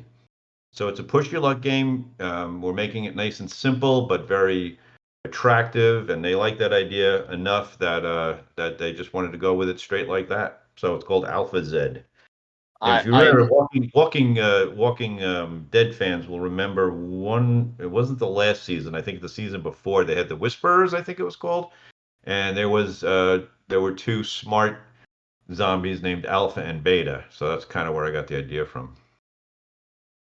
I think somebody should sign the IP up to make a movie out of some of these things, and that would put wargaming on the map.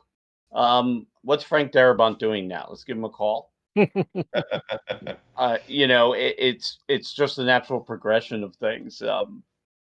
It's exciting, and it's a very different experience because we're constantly looking at the design of this game and constantly going, well, this is going to be at the local game store. This is going to be on Amazon. This has to be the game that someone picks and grabs and wants to play at their game night and can't play for more than 45 minutes. How do we make sure that's going to be playable in that period of time?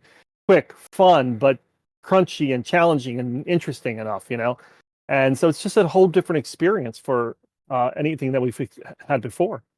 And nobody in the wargaming community is looking down, saying, well, these are wargame designers. They shouldn't be doing that. Well, it's funny you should say. I was just about to say, and there are going to be people here in the wargame world who are saying, what are you guys wasting your time on stuff like this for? Well, look, this is why I do a lot of both, okay?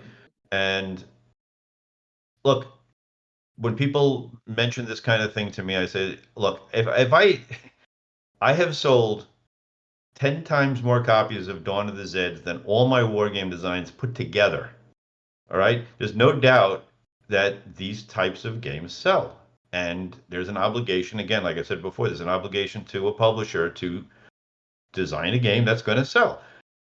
I can do a game on the Battle of Königsgrätz and sell a few hundred, and it makes me very happy and makes some more gamers very happy. But the bottom line, it's these kinds of games that are out there in tens of thousands. All right. Plum Island Horror has already sold out its initial 3,500 copy run. They just ordered 2,500 more that are arriving tomorrow, and they expect those are going to be gone fast too. So that's 6,000 copies of Plum Island Horror in what, 2 months or something like that, or 3 months, whatever it is. That it sells, and again, you have an obligation to a publisher to produce games that will sell. And then on the side, you can do little war games and big war games, and they're fun to do. There's a lot of research involved. There's a good market for them, but my God, it's these games that sell. It's these games that are out there that people are buying. So, and they are fun to make. I mean, we've been having a ball just making this game, coming up with Mitch, the different. I can't tell you as a designer and developer how much. You do a Most Fearful Sacrifice, and you got books all over the room, and it's months and months of research to get everything exactly right, especially for a battle like Gettysburg. We have to get everything right. And then you do a game like this, and all you're doing is laughing and coming up with ideas and throwing out artwork and saying, "Oh, that's so cool! Imagine if this happened at this place." And it's just fun. And you can put Easter eggs in it, for crying out loud. I've been thinking about it. Yes, we're going to do that. I thought about making one of the tiles. I haven't even told Herman this. I thought about making one of the tiles a game publishing company, like an Avalon Hill type thing. And then I was thinking, like, okay, well, when the zombies go into the game publishing company, what are they going to find? Is it going to be a bunch of gamers in there, like throwing like dice at them, like? Trying to throw 4-sided dice onto the floor, hoping they'll step on them and hurt themselves or something. Right away. Yeah, that is. It's because last podcast we had Ian Brown on, and he's doing a game called Maneuver Warfare. Brilliant designer, great guy, and like he put artwork of some people we know in the game, like Sebastian's in it, right? Right. And I'm like, do you want to be in the game? I go, nobody wants to see my fat ass in the game at all. And I said, but you can throw Easter eggs in there that only you know. Mm-hmm. And it's kind of funny, which in a historical game, you can do that. Yep. Might there be a chance? And, once again, this is a ridiculous question. By doing games like that outside the historical sphere, there is a slim chance to the public should know this, that they will recognize the name. They will look for other games, and they probably may be at historical game con or playing historical games one day. Gamers love to game, and they tend to follow designers sometimes. And this is an argument I've made all the time, is that if I design a Plum Island Horror and it does well, just by osmosis, they're going to go look for a Most Fearful Sacrifice or In Magnificent Style or by Iron Blood. They'll look for other stuff, and every publisher should be happy about that. Oh, that would be horrible, to grow our community, right? Blue Panther released Struggle for Zorn right around the same time that Plum Island came, and Plum Island had such a hit. I was like, oh, this is great. More people will then be looking at Struggle for Zorn and saying, what else is Herman? Oh, there's another brand new Herman game. Oh, let's take a look at this one as well. Right. And so, I love that concept. And go ahead. Sorry. No, I was just saying, I'm the same way. I'm designing these fun, interesting sci-fi horror games, but I'm working on Tattered Flags at the same time. I'm working on.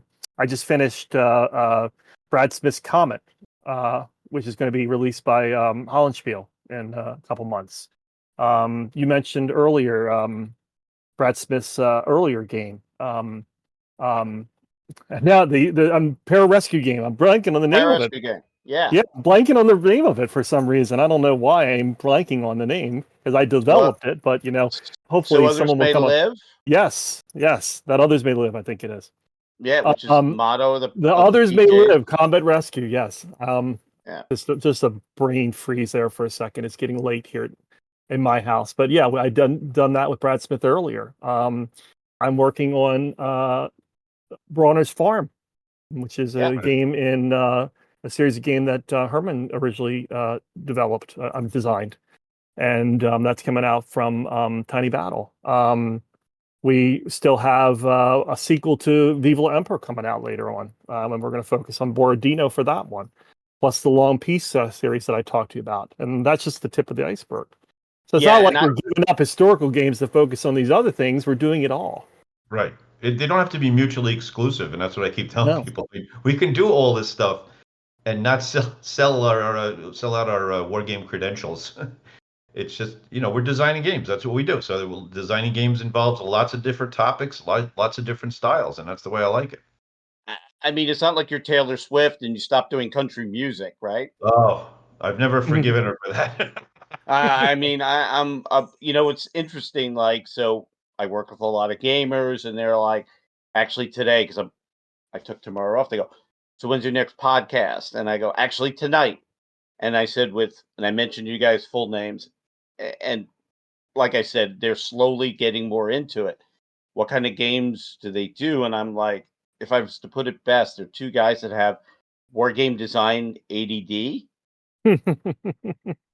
Because they cover a broad range of topics, and both you guys do, and I think that's what I want great designers to do, is to get games that I know I'm going to buy.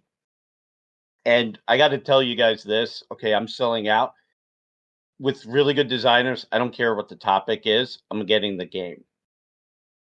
Well, because that's great. Thank you. Yeah, I mean, it's one of those things, like, and even like Herman, some of your games, and I can't invite you guys to my house because you'd be like, well, now we know why we sold all these games. But like innovative designers, okay, that guy's coming out with another game, I got to go get that. Or even some companies that just put out a vast array of different games, like the Phalanx guys out in Poland, right? Mm-hmm. Oh, talking about a company with ADD, I think it's awesome.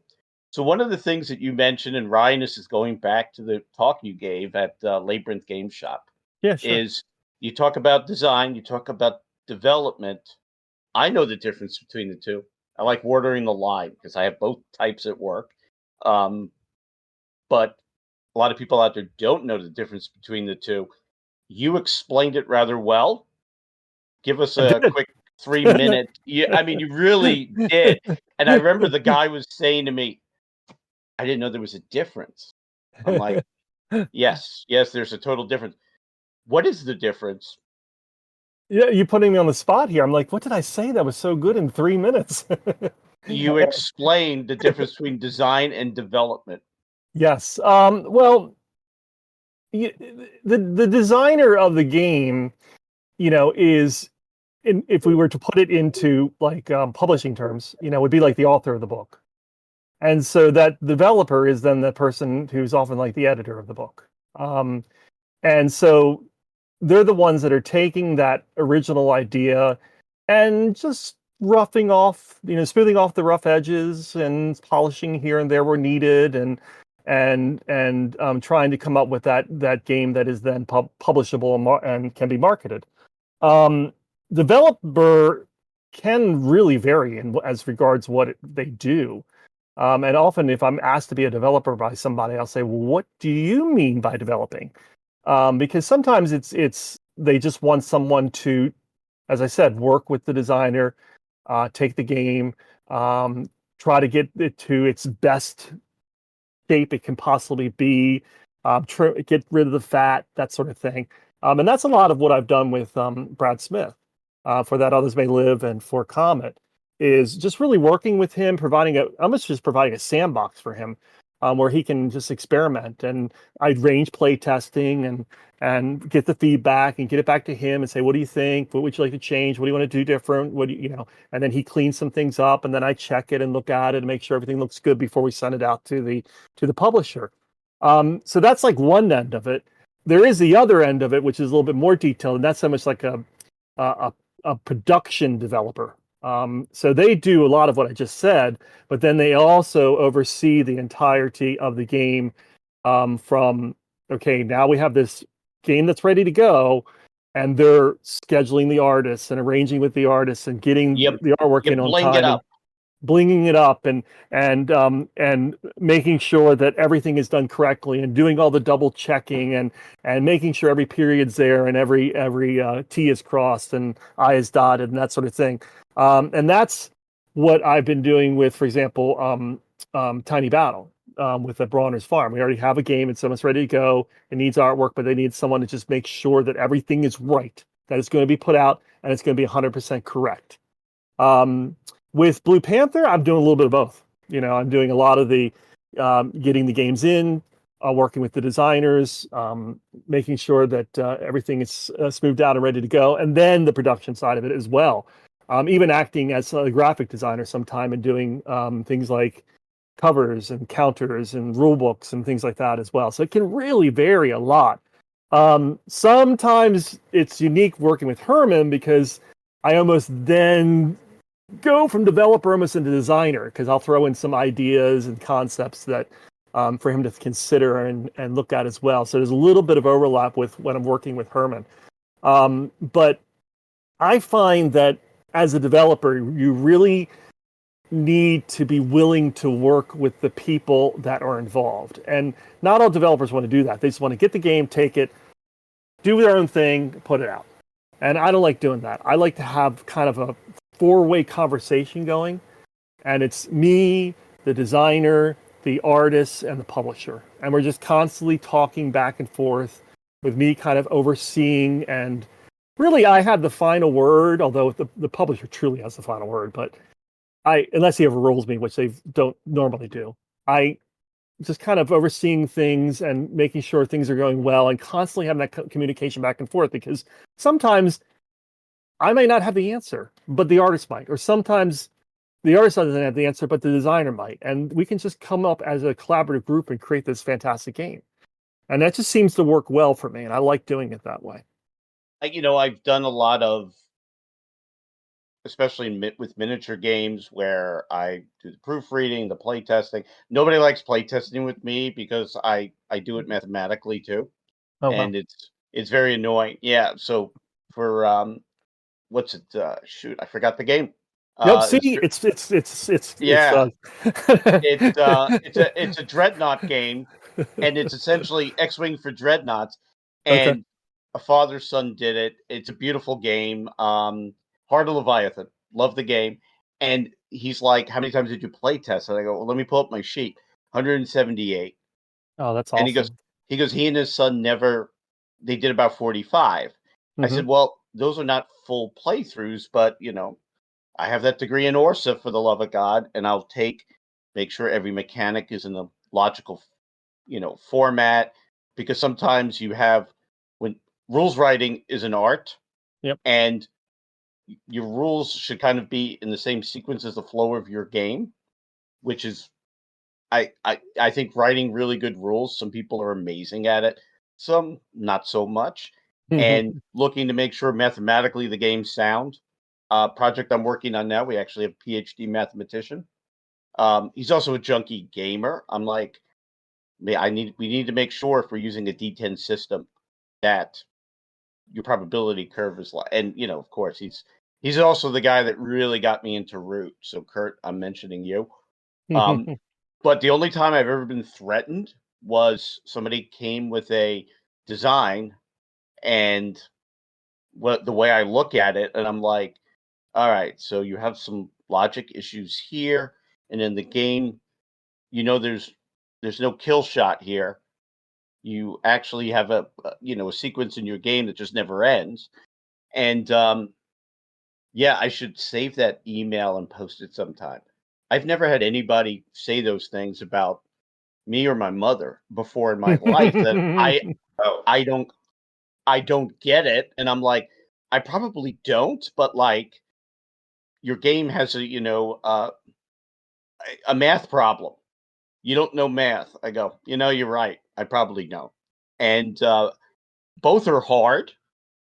And it's that Lennon McCarthy kind of relationship you have between the two, because I could tell you this, and you guys know this. I don't think you guys are like this, but a lot of game designers, they have children and they kind of like their kids. They'll stick up for their kids, but if you make fun of their game or don't get something or question it, you are people freak the F out with some of that. You're That's right. one thing I noticed. But go Yeah, ahead. and that guy's not long for the world of design, I can tell you that, because my number one advice to all designers is take all the input you can get and take Yeah. all the corrections you can get.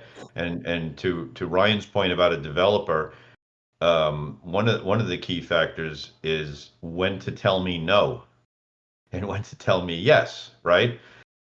There's got to be another voice there guiding you through what you think might be a logical rule or a logical mechanic, and the developer has to say, no, that's not going to work because, or like say, my Fred Manzo, who's been my developer for a long time for other games, he's very good at being the devil's advocate. And what he does is when we start testing and playing games, is he tries to break my game immediately. Yep. And that's really valuable. Oh yeah, that's Really Dave for me. valuable. Dave Shaw is my breaker. He tries to break all my games. Yeah. And the cool thing about Ryan is he and I'll throw Ken Kuhn in here from GMT, who developed Plum Island Horror. They're more of the modern developer where they're actually facilitators too, right? So like Ryan, Ken Kuhn not only helped me develop the game and smooth out the edges and polish it up, but he also arranged all the play testing, took all the play testing feedback, schedules the artwork, schedules what for the expansion coming up. He's got everything, in tabs everywhere and what's going on and what has to be done. The whole thing, just like what Ryan does. So those are more the I would call them professional developers, modern developers that are all encompassing like that, and they all have to be. You have to listen to them as a designer. You can't be that thick-headed thinking that you got it exactly right every time. And you take in feedback from playtesting too. Don't ignore playtesting. Playtesting is the most valuable thing you can do, is to see your game out there actually functioning in the real world. And you have to adjust it as you go. Yeah, I wrote an article about playtesting, and people have asked me to lead playtest teams, but I've also gotten comments like, I am never going to playtest with you. I'm like, why? I'm like, it doesn't seem fun. And I'm like, here's my thing. I respect great designers. I never had any desire to design something, but if somebody's going to trust you with something I know that they have passion for, how can you not do that? And the same thing too with the guys out in Serbia. Hey, we really want you to kind of tell us what you think and maybe write an article on it. Sure. Hey, well, we sent you the game 6 weeks ago. I go, hey, here's my thing. I played the game 3 or 4 times. If you have a solo mod, I play that twice. I play each side in your game against a human opponent, 2 different ones playing each side.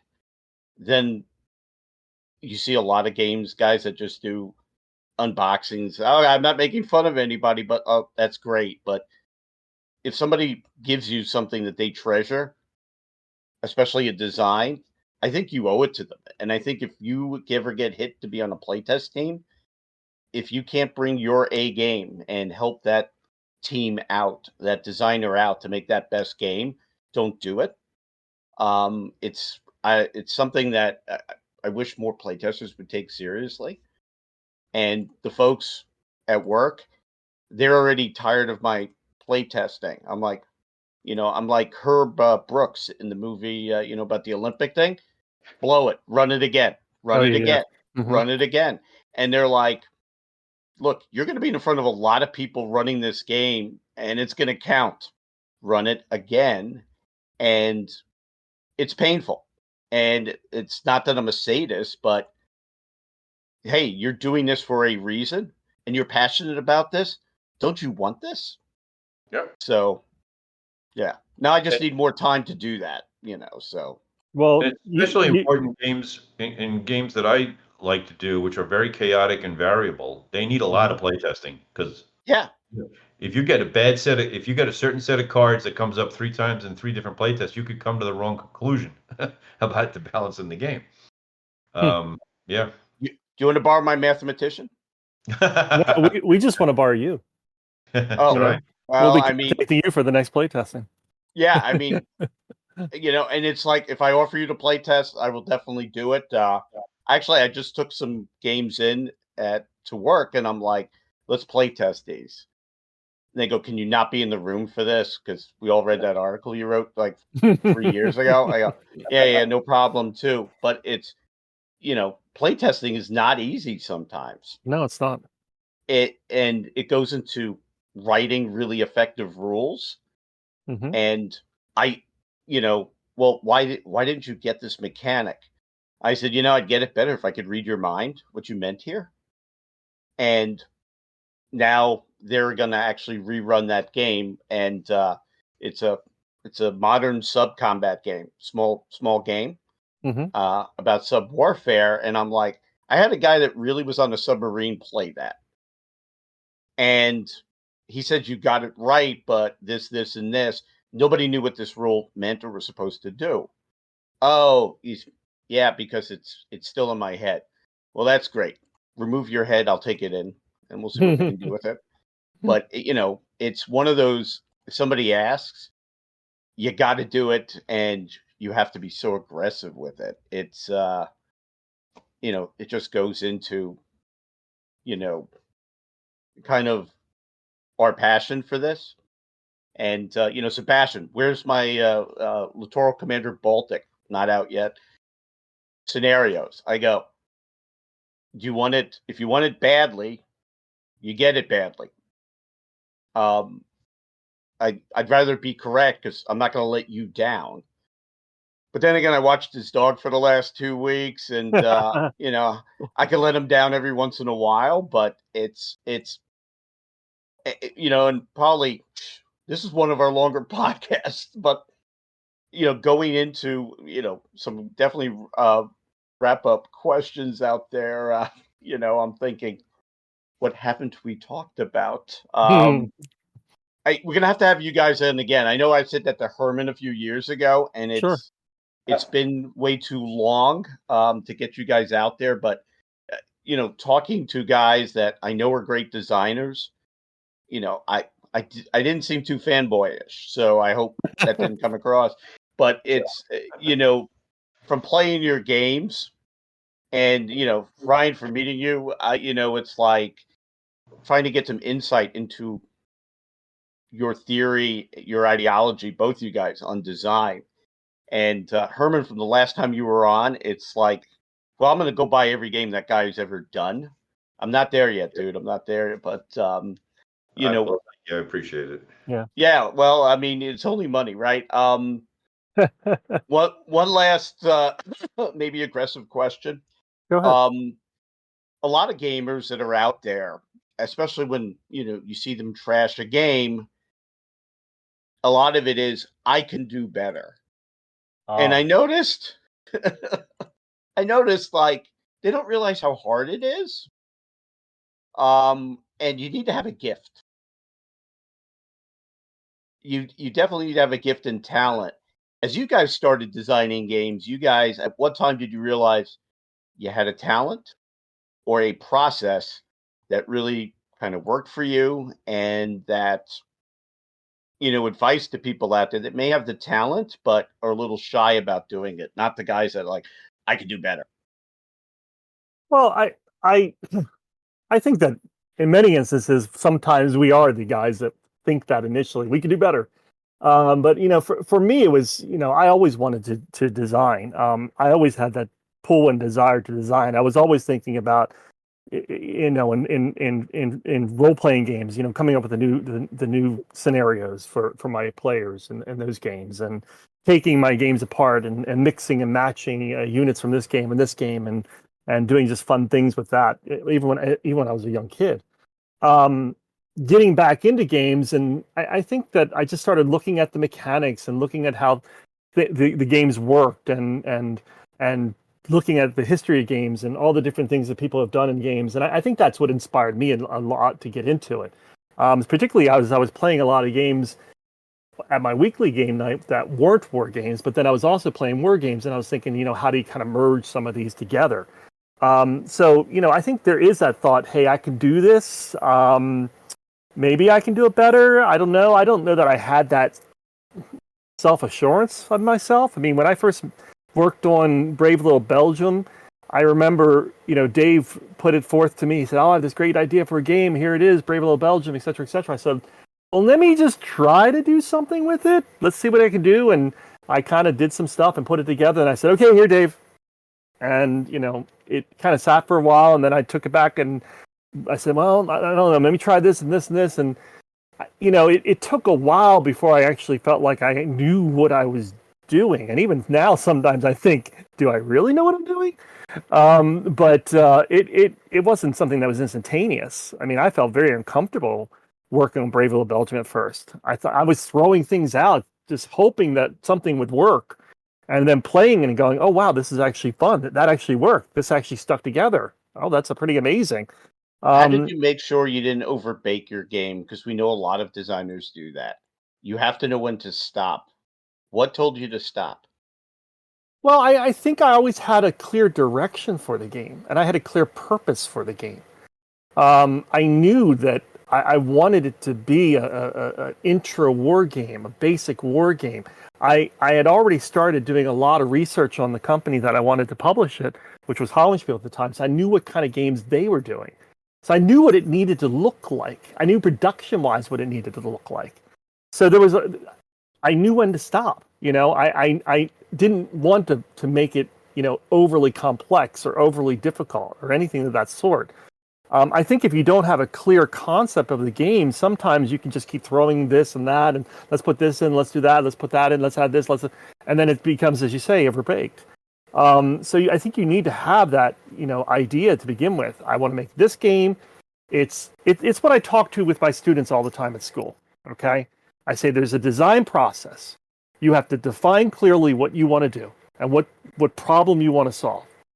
And then you have to prepare and you have to think about, brainstorm, come up with different ideas, do research. Then you have to try and you have to make that prototype. And it's probably going to fall apart the first time, but you come back through, you iterate, you change, you improve, you try again, improve, you do the internal testing, maybe you then do some external testing, blind testing, you reflect, figure out what worked, didn't work, and continue on till you get to the point where you look and say, did I come up with a solution to the problem that I initially put forth? And if you didn't, then you did something wrong in the process. And with Brave Little Belgium, I felt like I came up with a solution to what I was trying to achieve. And that's how I knew I didn't overdo it. And that's the way I approach all these games. Ryan, you and I have the same type of OCD, which is great. I don't think I'm officially diagnosed, though. I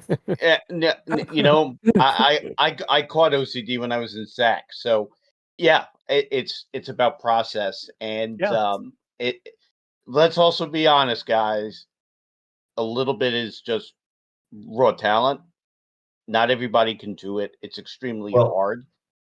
I think that maybe I agree with almost everything Ryan said. A lot of it is perseverance, right? Yeah. I think every gamer out there has probably tried to design a game and gotten to maybe 50, 60%.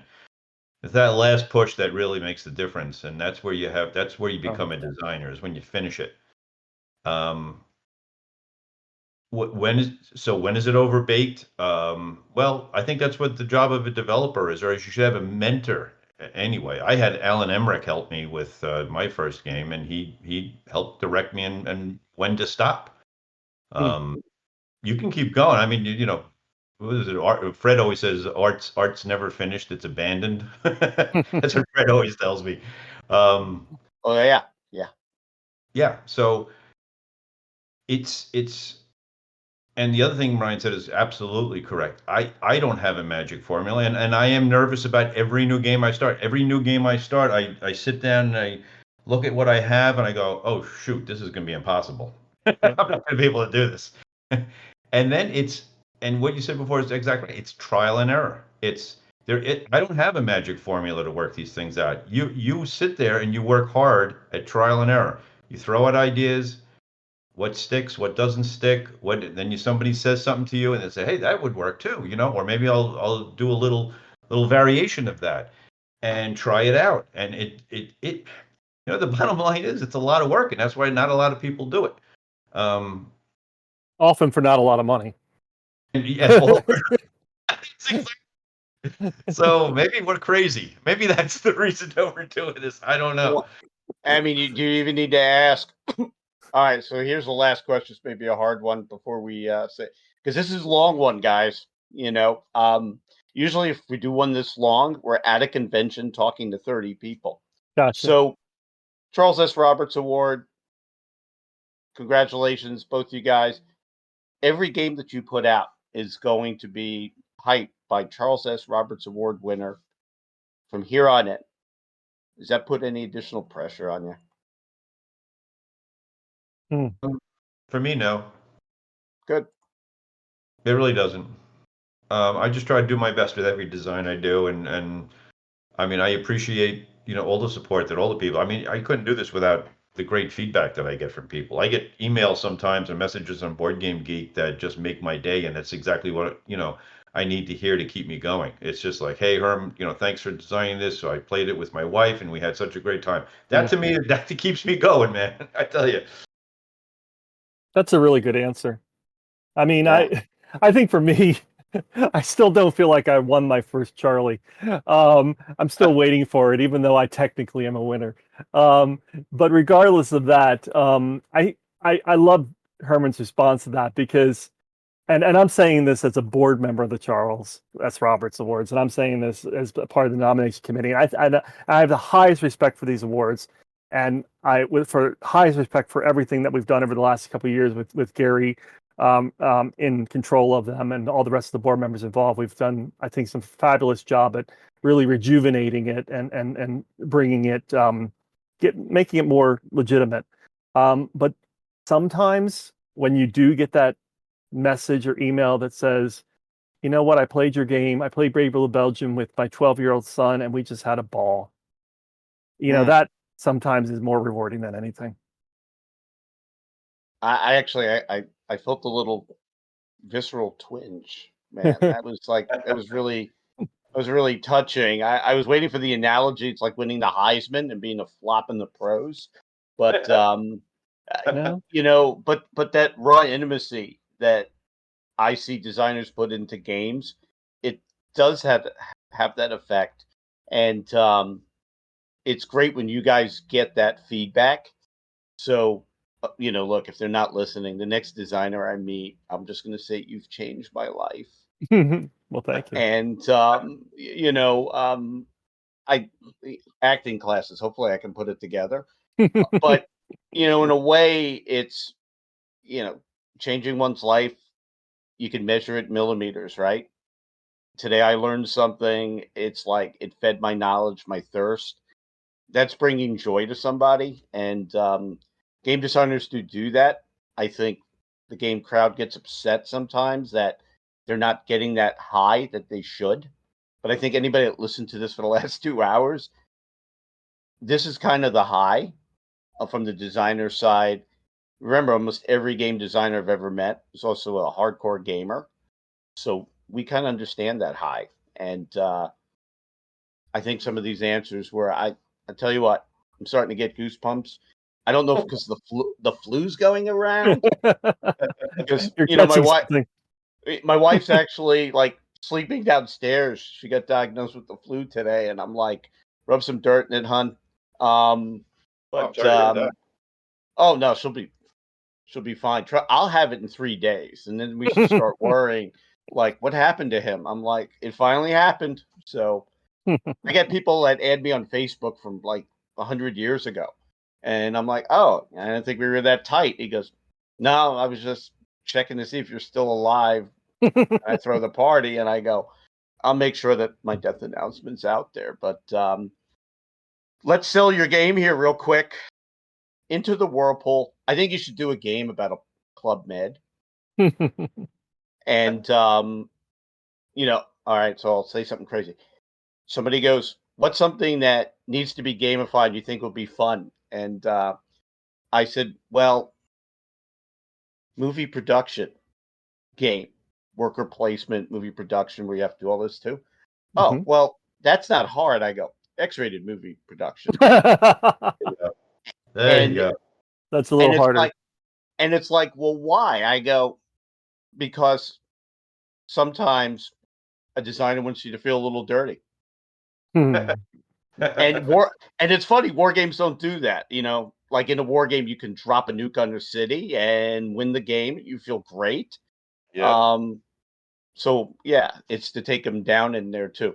And one day I'll tell you about the MDM game that I'm working on with somebody that will never get published, because that's what we're going for. So that's mis, dis, and malinformation. Gotcha. And we just want people to feel horrible inside, and also how easy it is. So interesting. But where can we buy this game? When can we buy it? Because I know it's not for sale yet. No, Tattered Flags Into the Whirlpool. We will have a, if not on sale, we will have a nice production copy ready to take a look at, ready to play with Herman and myself at Buckeye Game Festival in Columbus, Ohio. It's in what, May, I think. Is that right, Herman? Yeah. So early May. So that is the goal. It will be then if not on sale then, it will be on sale soon thereafter. So that's Tattered Flags. But in the meantime, and it'll be available from Blue Panther Games and other games you can get right now from Blue Panther Games that were developed by myself and designed by Herman. And then one was also designed by me in collaboration with Herman. We have Struggle for Zorn, Red Blight available right now, which is the semi-co-op fantasy war game. And we have Evil Emperor, which is getting a lot of positive press, which is the solitaire Waterloo game. And we have By Iron and Blood, which Herman mentioned a few times, which is the Conagratz game, which is also getting a lot of good positive press. All of those are available from Blue Panther Games. And it's at bluepanther.com, I believe? I believe so. Blue Panther LLC, I think, .com? Yeah, yes, it's Blue Panther LLC. Yeah. That's correct. BluePantherLLC.com. You are 100% correct. Yeah, it's I got a bunch of games. What's his name from Blue Panther gave me a copy of Zermatt to give away. And I was hoping nobody won the game because I really wanted a copy. And then I gave Tim a tour of the Pentagon. I go, is there a way I can get another copy of your game? He's a real quiet guy, so I'm going to have to buy it again sometime. But these are great games. Gents, I know I said, go ahead, the Herman. Historic Game Company line by Steve Kling. Excellent introductory war games, that whole series. You know, I think we should just do one on. We'll have you guys back. We'll talk about introductory games. Yeah. He's got two new ones out, too. He's got Battle Sedan and Sekigahara. Just came out. So I think I saw something on Battle Sedan. Yeah. It just came out the other day. And that's my jam. And which Battle Sedan was it? There's only been 5. Question. That's the Napoleon III, I believe. Yeah. 1870. And I believe there's a sale on it right now, if I'm not mistaken. Yeah, I think it's $5 off, something like that. Yeah, something like that. So get it now. Get it now. Somebody just sent us a copy of one. It's Battles of Kharkov. Mm-hmm. And I'm like, somebody asked me because we were unboxing. People send us games so we can throw in our library, and it's like, oh, Battle of Kharkov, that's recent. I'm like, no, that's the 6th Battle of Kharkov. He goes, there's been 6? I go, yeah, there were 5 before it. So this would, the last one last year would be 6. And it's like, wow, must be a really popular game topic. Mm-hmm.